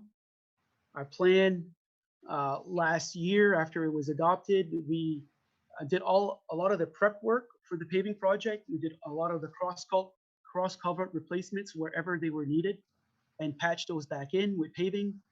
We did a lot of ditching to address all of the needs, or at least most of the areas of concern that we thought we would have to do before we put money on roads, paving. So now here we are, we're dealing with this COVID-19 economy. We have a project that's been approved by the townspeople. The need is there. No mistake about it. Pushing this project off a year, its project is not going to go away. Okay. It's going to have to happen next year, the year after that, at the worst. The longer we wait, the more it's going to cost, because we don't know if the condition of the roads are going to get worse. And the good base that they provide right now in certain areas is not going to be as good as the road gets all cracked up. So yes, it is true that pushing off the project in this economy right now is probably a wise thing to do, not knowing what revenue is going to be and how, what things are going to be the year after next in respect to payments. That is very true. It is also true that this project will not go away. We're going to have to pave roads in some shape or form. A lot of our roads, we fell behind after the 2008 recession. We didn't keep up as much as we should have, but things were done back then to try to hold the mill rate and help the taxpayers, and that was good. That was all prudent, but it's all work that's going to need to get done at some point in time. And add the fact that now we now have Lakeshore Road, an additional 4 miles that we didn't have to do before. It's something that we can't ignore much longer. As your town's treasurer, I have concern for operations and paying the bills. It's my job to work with you guys to make sure that we make informed decisions and staying solvent and not finding ourselves in a situation where we're not meeting our obligations to the county and to the school, to essential services. And so I'm torn. I really am.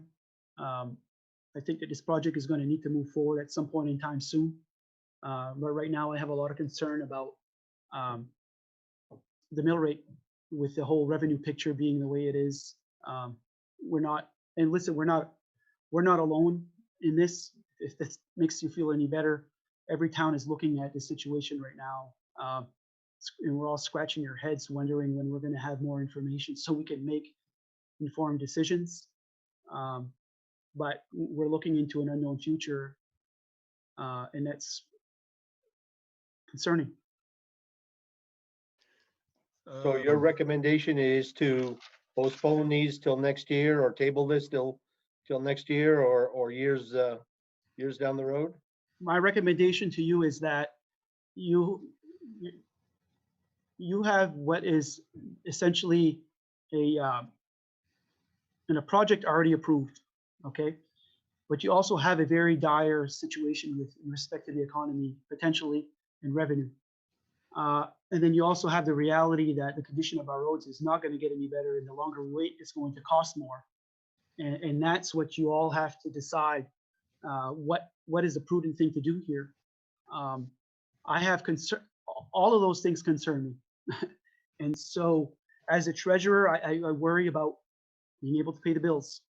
But I also know that as a town manager, there's a lot of people that were hoping that these roads were going to get done this year, and that we're going to get a lot of calls from a lot of disappointed people that if this project should not move forward,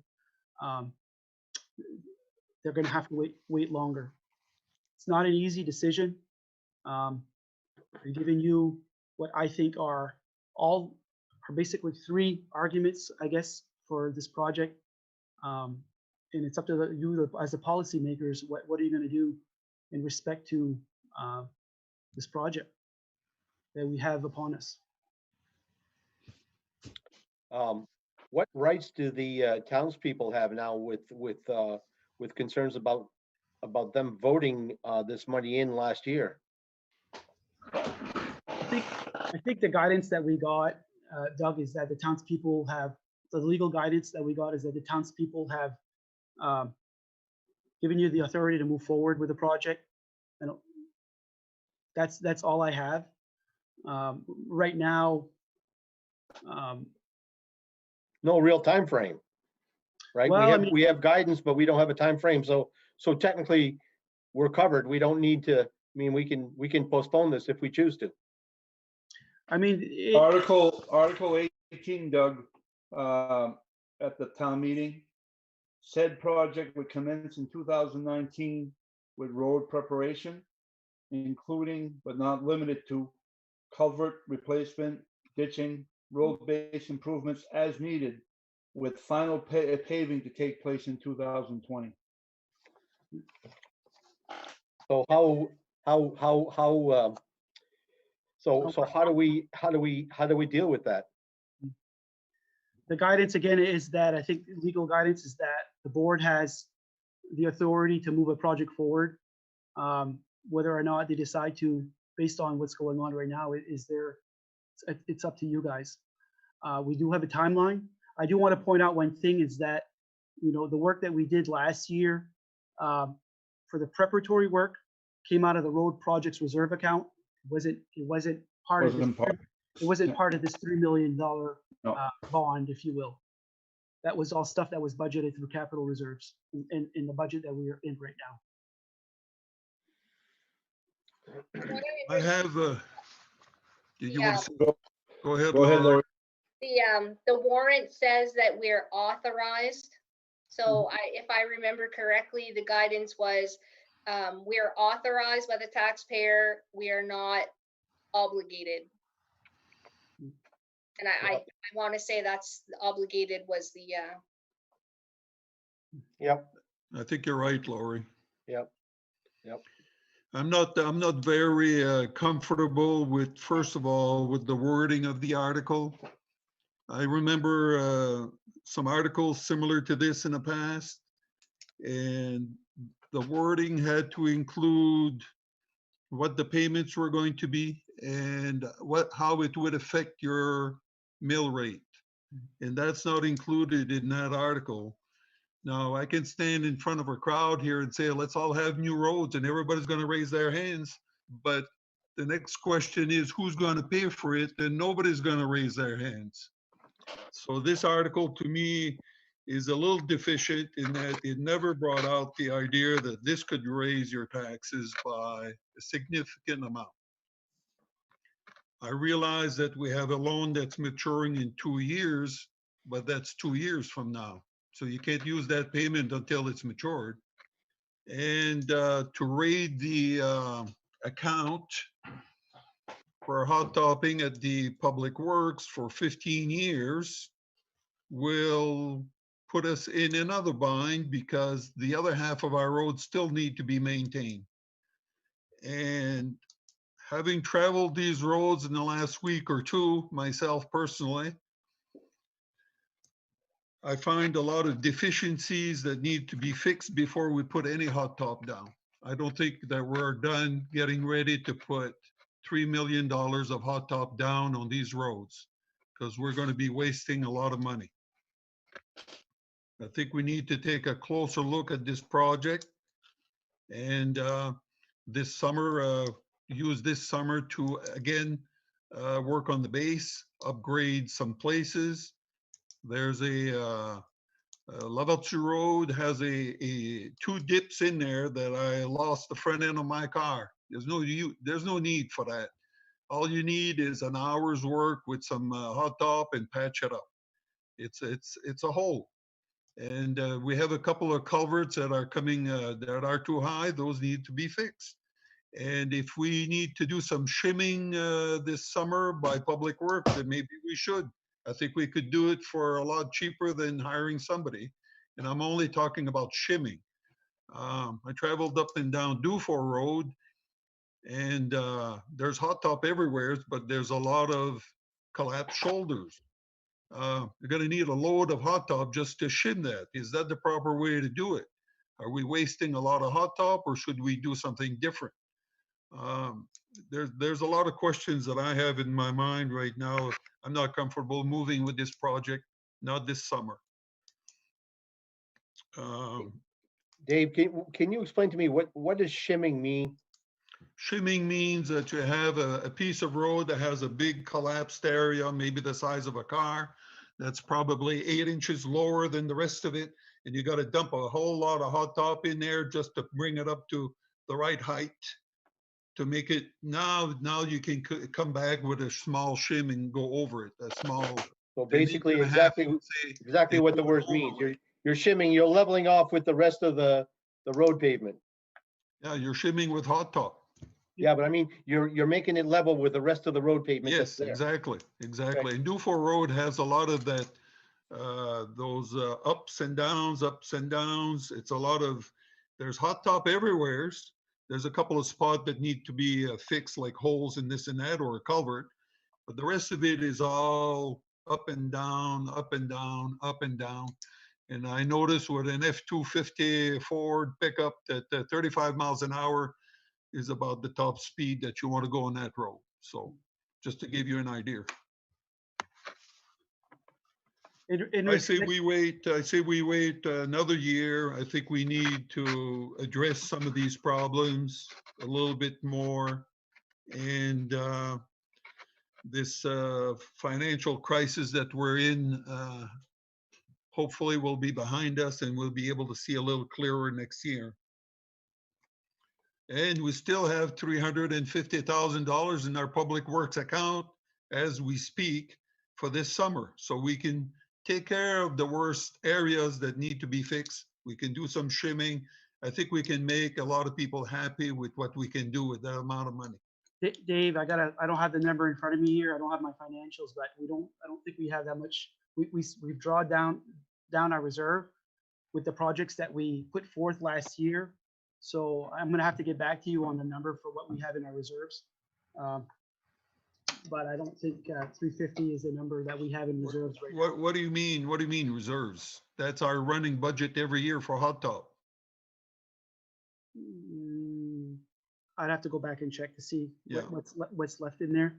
Yeah, We are at the end of our.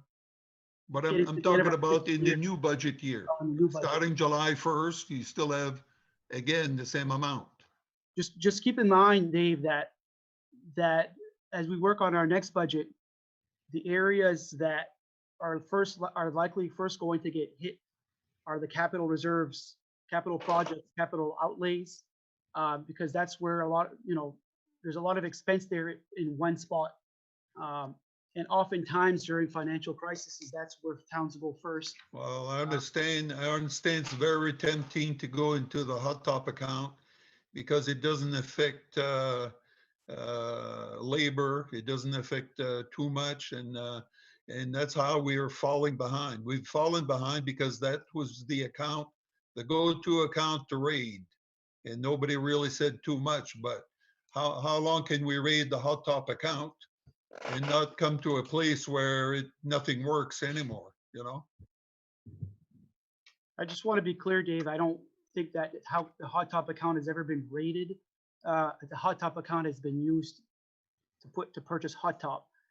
The reason why we're behind is because we didn't do enough over the last decade, and we inherited more roads to take care of. And so I just want to make sure that the public understands that. Yes, we did inherit the Lakeshore Road. We did inherit that about 5 years ago.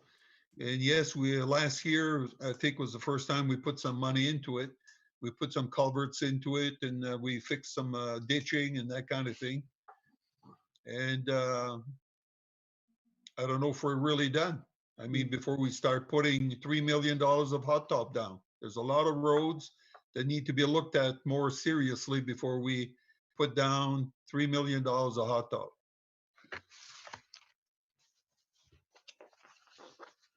Okay, well, we know where Dave is going. Any other comments from anyone else? Doug, do you have anything to add? Well, Or to I guess ask? really, I kind of agree with Dave, except that I don't know if we can address any of these in stages.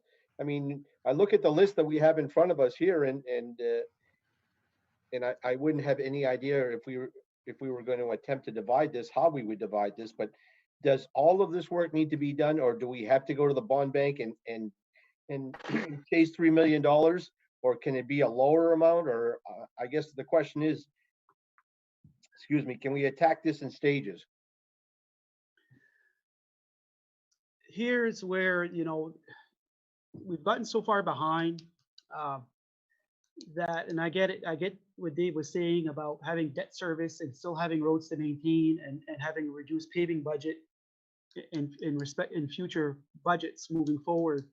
But we find ourselves in a position that we don't have much choice, but the likeliness that we're going to have to borrow a significant amount of money to get caught up.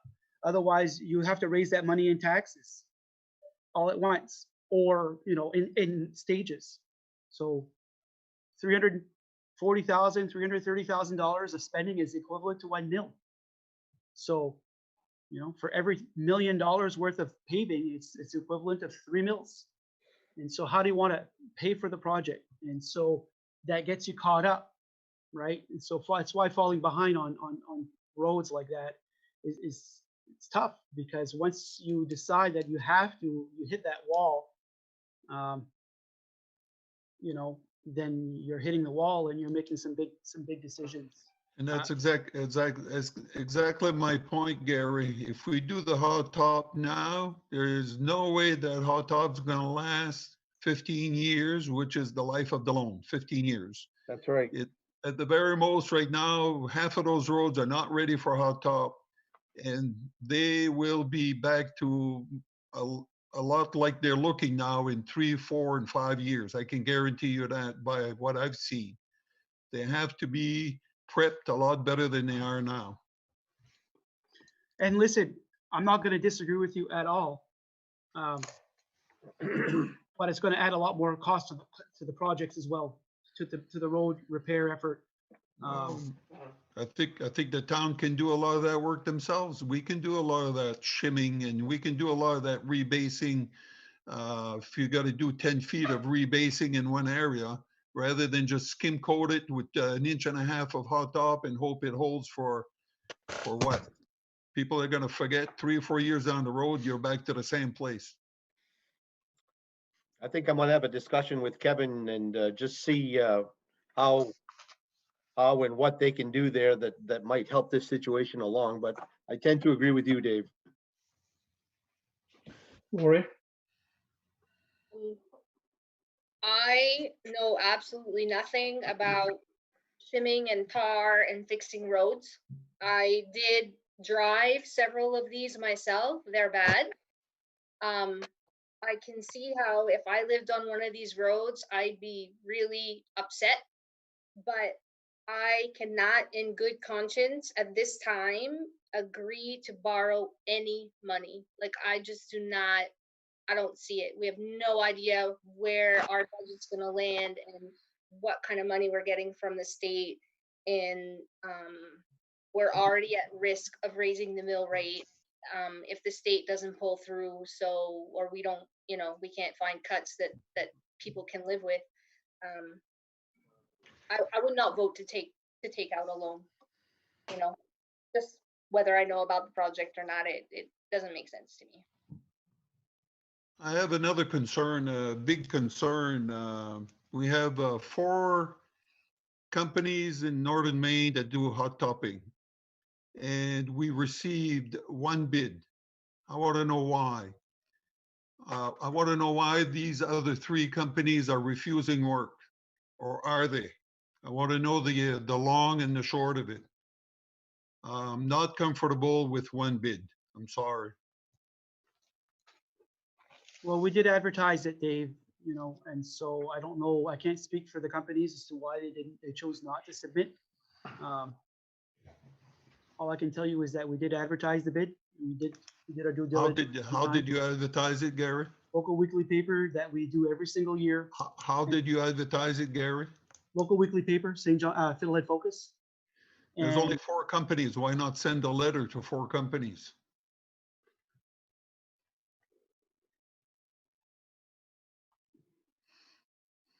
we could. Save yourself some money. Don't have to advertise it. Send it out. There's only 4 companies that do it in northern Maine. Send out the bid requirements, send out the specs, just give it to them and say, we need a price by X amount of days.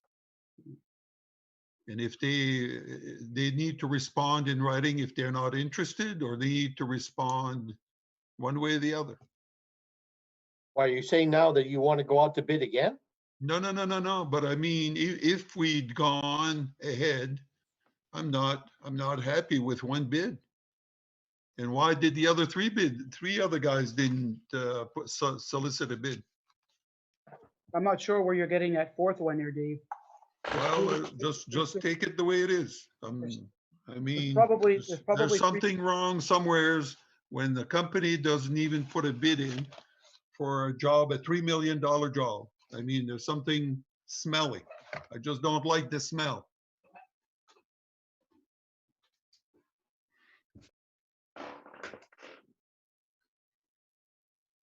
So I think we're all in the same agreement here that we need to postpone this for at least a year and hopefully maybe prep our roads a little better.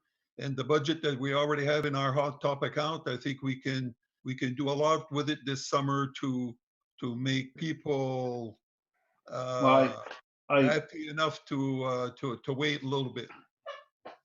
yeah, there's a couple of things, Dave. First of all, it's the same bid process that we've been using for years. And we've had multiple bidders in the past submit bids. So I don't know what the deficiency is of why. Maybe it's simple as that. Maybe writing a letter to I believe only 3 companies in the area here that would probably provide a bid to us. Maybe that would have been an option to do, but we've been following what we've been doing in the past. The other thing is that I believe we're going to have to, when we have our next town meeting, which will happen in 2020 at some point, we're going to have to go back to our voters and explain to them that we have not done the project because of these conditions. And if they adamantly say, no, you're going to do a hot top project, that's where they're the deciding vote, right? But they have to be explained what the financial impact could be. But I don't know. I personally, what was it? A couple meetings ago, whatever, kind of suggested that it may not be the proper time to go out and borrow money. And I still maybe think it's still not the proper time to go out and borrow money with everything being so uncertain. They're talking a lot about stimulus monies for infrastructure and stuff. Maybe there's some of that will trickle down to the local communities here, maybe into Madawasaka at some point that could be used for infrastructure. I'm assuming road reconstruction, building, bringing up the snuff, hot topping could be part of a program like that if that ever occurs. Yeah. So I'm not saying I think it's a good, probably in my mind, I'd hate to go out and borrow money and not know what the impact is going to be and what those revenues are going to look like down the road, because it is a 15-year borrowing. And I hate to see us get caught in a catch-22 that comes back to haunt us. I think that's well said, Don. I think you're right. And I think we should hold on to that thought and move forward with that. Doug, you still want to talk to Kevin, which is fantastic. There's nothing wrong with that. I know he's been planning and working very hard, and he's looking at all these possibilities and stuff, but it wouldn't hurt to maybe have the full board have a sit down with him at one point and to discuss it again with Gary and Kevin and the full board. So That might be, but for sure, I need to be a little bit more informed about how to maintain roads, how to take care of roads, and how to prep a road for hot topping.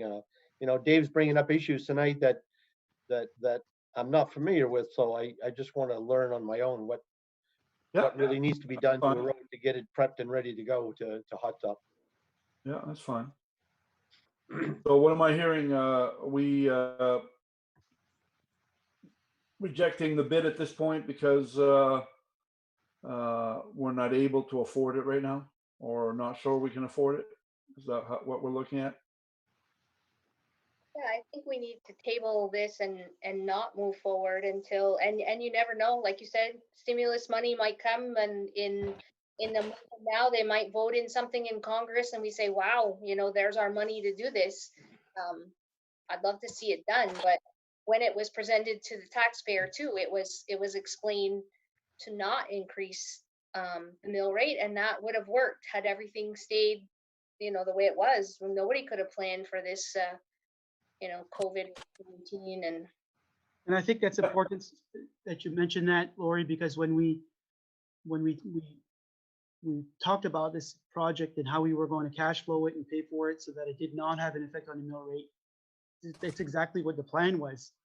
But now, we're facing something that's causing a severe hit to our revenues that's going to cause, potentially cause something to the mill, for the mill rate to go up.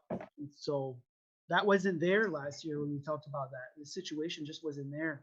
Nobody could have ever thought we would find ourselves in this situation, but it's unfortunate. Yeah. so what's the All right. motion be? Say that again, Lori. I missed that. So what does the motion need to be, that we're just tabling the project?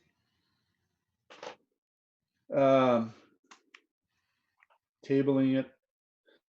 Keep in mind that tabling it, the bids that we did receive right now are going to be good for what, 30 days, give or take? Yeah. Not much more. So if we table it for more than 30 days, then, and we decide we want to go through with the whole project or part of the project, we're going to have to rebid again at some point. Quite frankly, I think,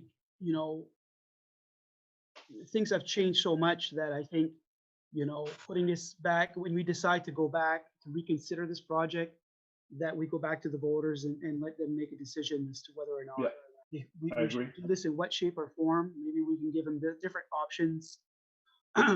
But, the paradigm has shifted and everything is much different now. So I think the prudent thing to do in the future, whenever that is, whether we revisit it even this year at town meeting for a project next year, who knows, maybe that's a possibility. I don't know. I'm just saying that at some point in time, we will have to revisit this project. And it's a year or two away. I don't see it going out much further than that without the roads getting really, really bad. Some places are Yeah. terrible. So do you think at this point it'd be prudent for us to make a motion to table this until whenever? Or I don't we know make a how motion? I don't know how you table this.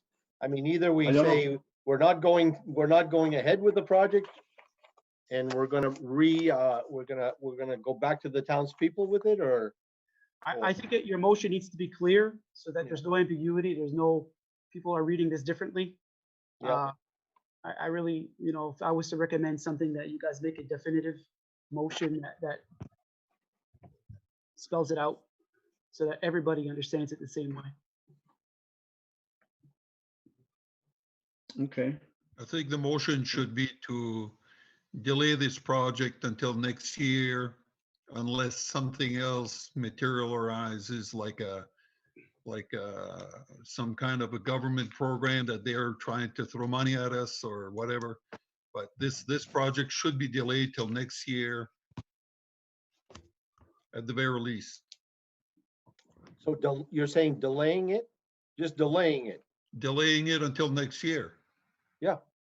Well, I think, For are you now, saying, until further until we sit back and reevaluate how this loan's going to get put together, where the money is going to come from. Maybe new programs are going to be coming out. Maybe all these will come together over the course of next fall and winter. Who knows? I just think that whenever the project is reconsidered, that it should go back before the voters one more time. Yeah, I do too.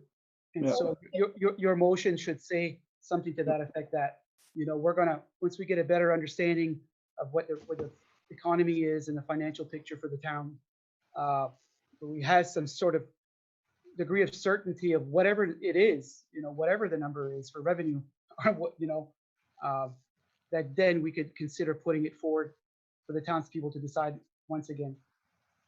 Because everything's Yeah, changed. town meeting after September 1st. In the meantime, I don't remember who asked the question, but is there a way? I don't know how you would do, but is there a way to prioritize this list that come town meeting, we said, okay, we can borrow $1 million and these are the roads that we can actually do? I mean, If we're gonna, from now to then, if we're gonna go to the Maine Bond Bank, our application has to be in by, I believe, August 1st.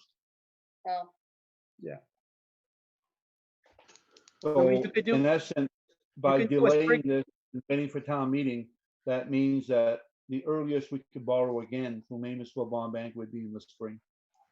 Right, so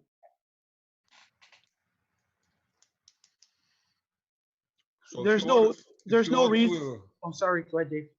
If you want to include it as an article in the next town meeting, as long as we're wording it so that we're saying what you just said a while ago, that, we're looking at the financial climate, this epidemic that we've gone through, all these things are factoring in. We've decided to postpone it till next year and somehow or another make an article out of that so that people are either in agreement with it or not. If they're not in agreement with it, we're too late to do anything that year anyway. So I don't know how an article will work. Well, you don't necessarily have to wait to your annual town meeting to approve this project. You can go to special town meeting, right? And so the only thing that you have to plan for is in your regular annual town meeting budget is your debt payment. If you were gonna incur debt payment for that project, that's in that fiscal Yeah, year. I don't see us going through a special town meeting when 10 people are going to show up in the middle of the summer and make a decision for 4,000 people again, This is too much of a big project to be decided by 5, 10 people. Yeah. Interesting point. All right, so Dave, your motion, to sum up what I think I heard, is that you made a motion that would delay moving forward with this project and To 2021. 2021. So moved. Do I hear a second to that? second. I'll Seconded second. by Laura. Okay, I heard. Yeah. So, Anything so, else, so Doug? that means that we're not putting forth another article then. No, We're just delaying this. yes. Okay, Okay. So our article can be different. It could well, be the art, different. if we're not changing the article, which we're not today, we're only postponing it. But Doug, I don't think we can change any article that's gone through That's what town I'm meeting. saying. So it has to go in the way it is. It's not gonna change. Yeah. If we were Uh, gonna, the- if you were gonna cancel the project and bring up a separate article with a different amount, then that would be a different story. But here, we're just postponing it. Yeah, we're Oh, postponing So- with the thought process that when we go to town meeting again, we have a discussion at town meeting, explaining to them why we did not move forward with this hot top project in 2020. I And have let no the town- problem. I let think the that's a good townspeople idea, Don. I think it should be explained to the people, but it shouldn't be part of an article. They do need to know, to have an explanation why we didn't move ahead on this particular article and have a good discussion or an in-depth explanation why we didn't move ahead. And I think reasonable And people by will doing that- understand that we had good reason to postpone it. Yeah, and by doing that, we are gonna have a town meeting in 2020, and the project says to be complete in 2020. So we're still in the same timeline and to be able to bring it back to them and to discuss and to show discuss the reasons why we've decided to delay this project or suggesting Yeah. delaying this project to 2021. Okay. So that's Lori, my you motion, good with delay that? it until 2021, Yeah. to Lori, you all set? reevaluate in 2021, and hopefully we can make this project work. Doug, are you comfortable? Yeah, I think Lori seconded that, so I think we're ready for a vote, huh? Yeah, Ready well, for a vote? I think we are. I think we are. Okay, all in favor? Aye? Aye. Aye. Aye. Okay, so we've delayed this project, so that means, Gary, you'll have to write Northern Paving a letter, or at least make contact with them saying that because of the economic times and the situations that we're all experiencing across this country, that it doesn't seem to be in the best interest of our community right now to go out and do another borrowing until more information or better understanding of where we're going as a, financially as a community and as a county and as a state. Okay, Okay. we have, Okay. my understanding, Gary, that as of May 1st, or is it June 1st, that we can have board meetings live, or bodies can be, as long as we keep the group of 10 people or less 50 after June 1st. after June 1st. Okay, is there a need to have another meeting in May? We must have some business that needs to be addressed. Yeah, I would say that we probably would have some business to do in May. And that could be held at the chamber, our chambers.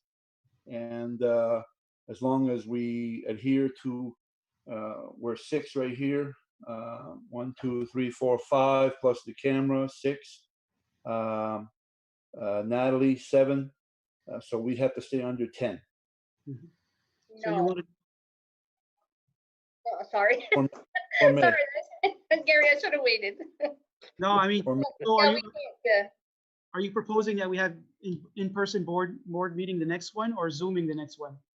Well, it would have to be, depending what you guys want to do. We can, if you want to space us in the council chambers, it would still have to be Zoom to the public. Yeah. But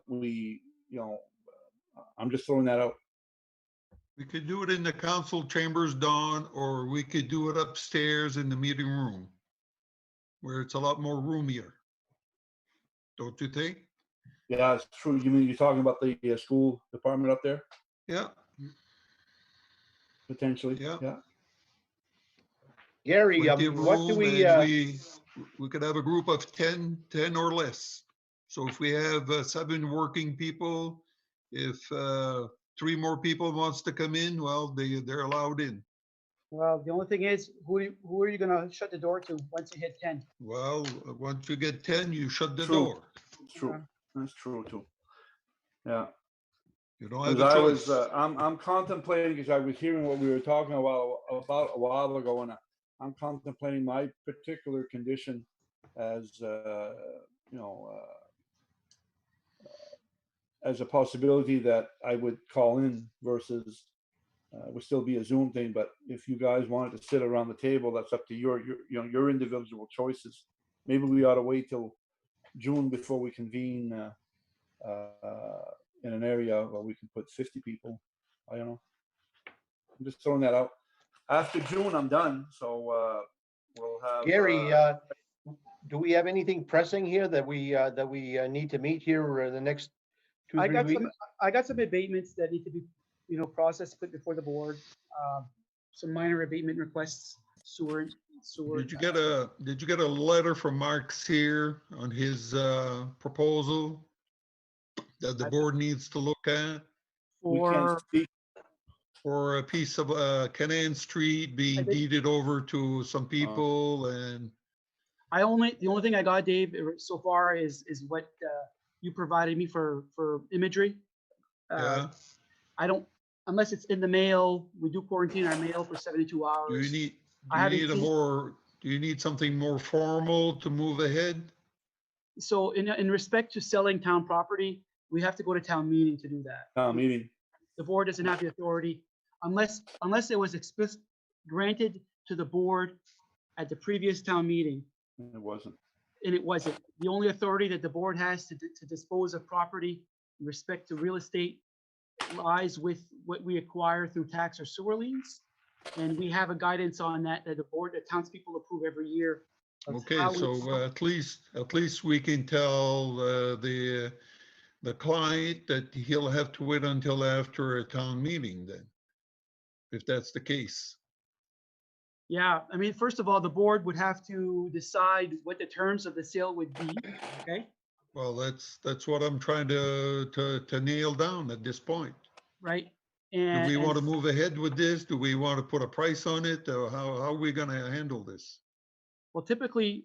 Well, property- first of all, Dave, you're talking about something that you're knowledgeable about that I think the rest of us are not.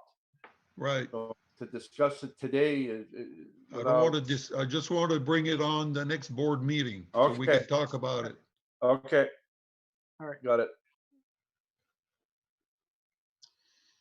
Even though it's just So- preliminary talk, so whatever, we might not be able to make a decision, but at least we'll have put it on the Yeah. agenda Okay, and we'll have a discussion about it, yeah.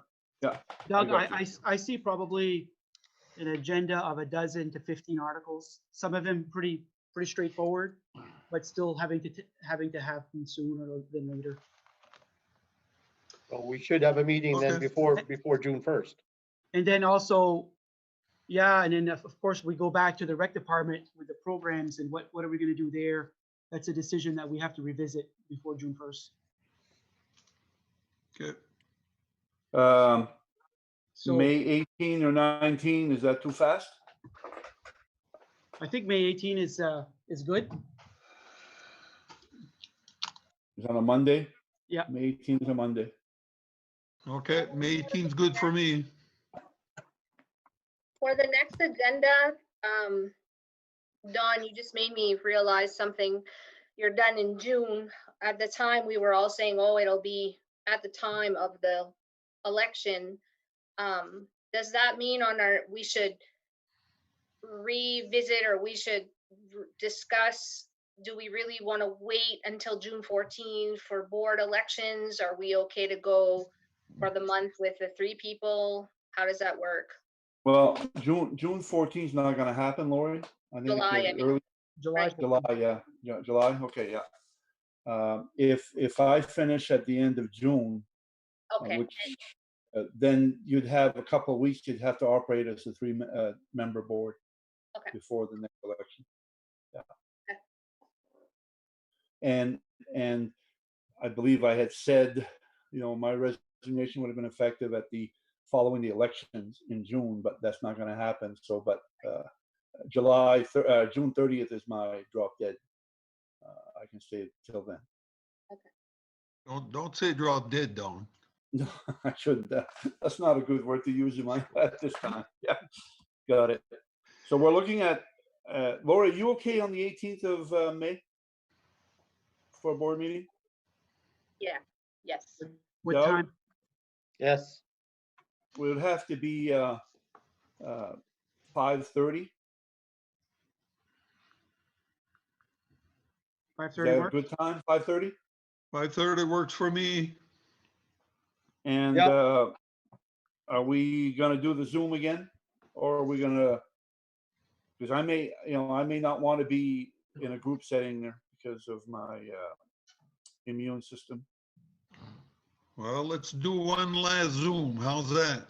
yeah, and to be only open to 2 or 3 people to come in to a meeting, you're just gonna upset people. You're just gonna piss them off, turning them away at the door. I mean, Yeah. let's just stick with a Zoom for the May Yeah. meeting and Yeah. then go from there. Okay, I'm good with that. Okay. Well, are we trying to figure out though, as we discussed right in the beginning of this, if we can have public participation electronically? Yeah, let's do Well, that. Yeah. Let's not forget about that. Yes, Okay. absolutely. Yep, You got that, Gary? Yeah? text or email. Yeah. So Gary, we would have somebody to be able to receive those messages?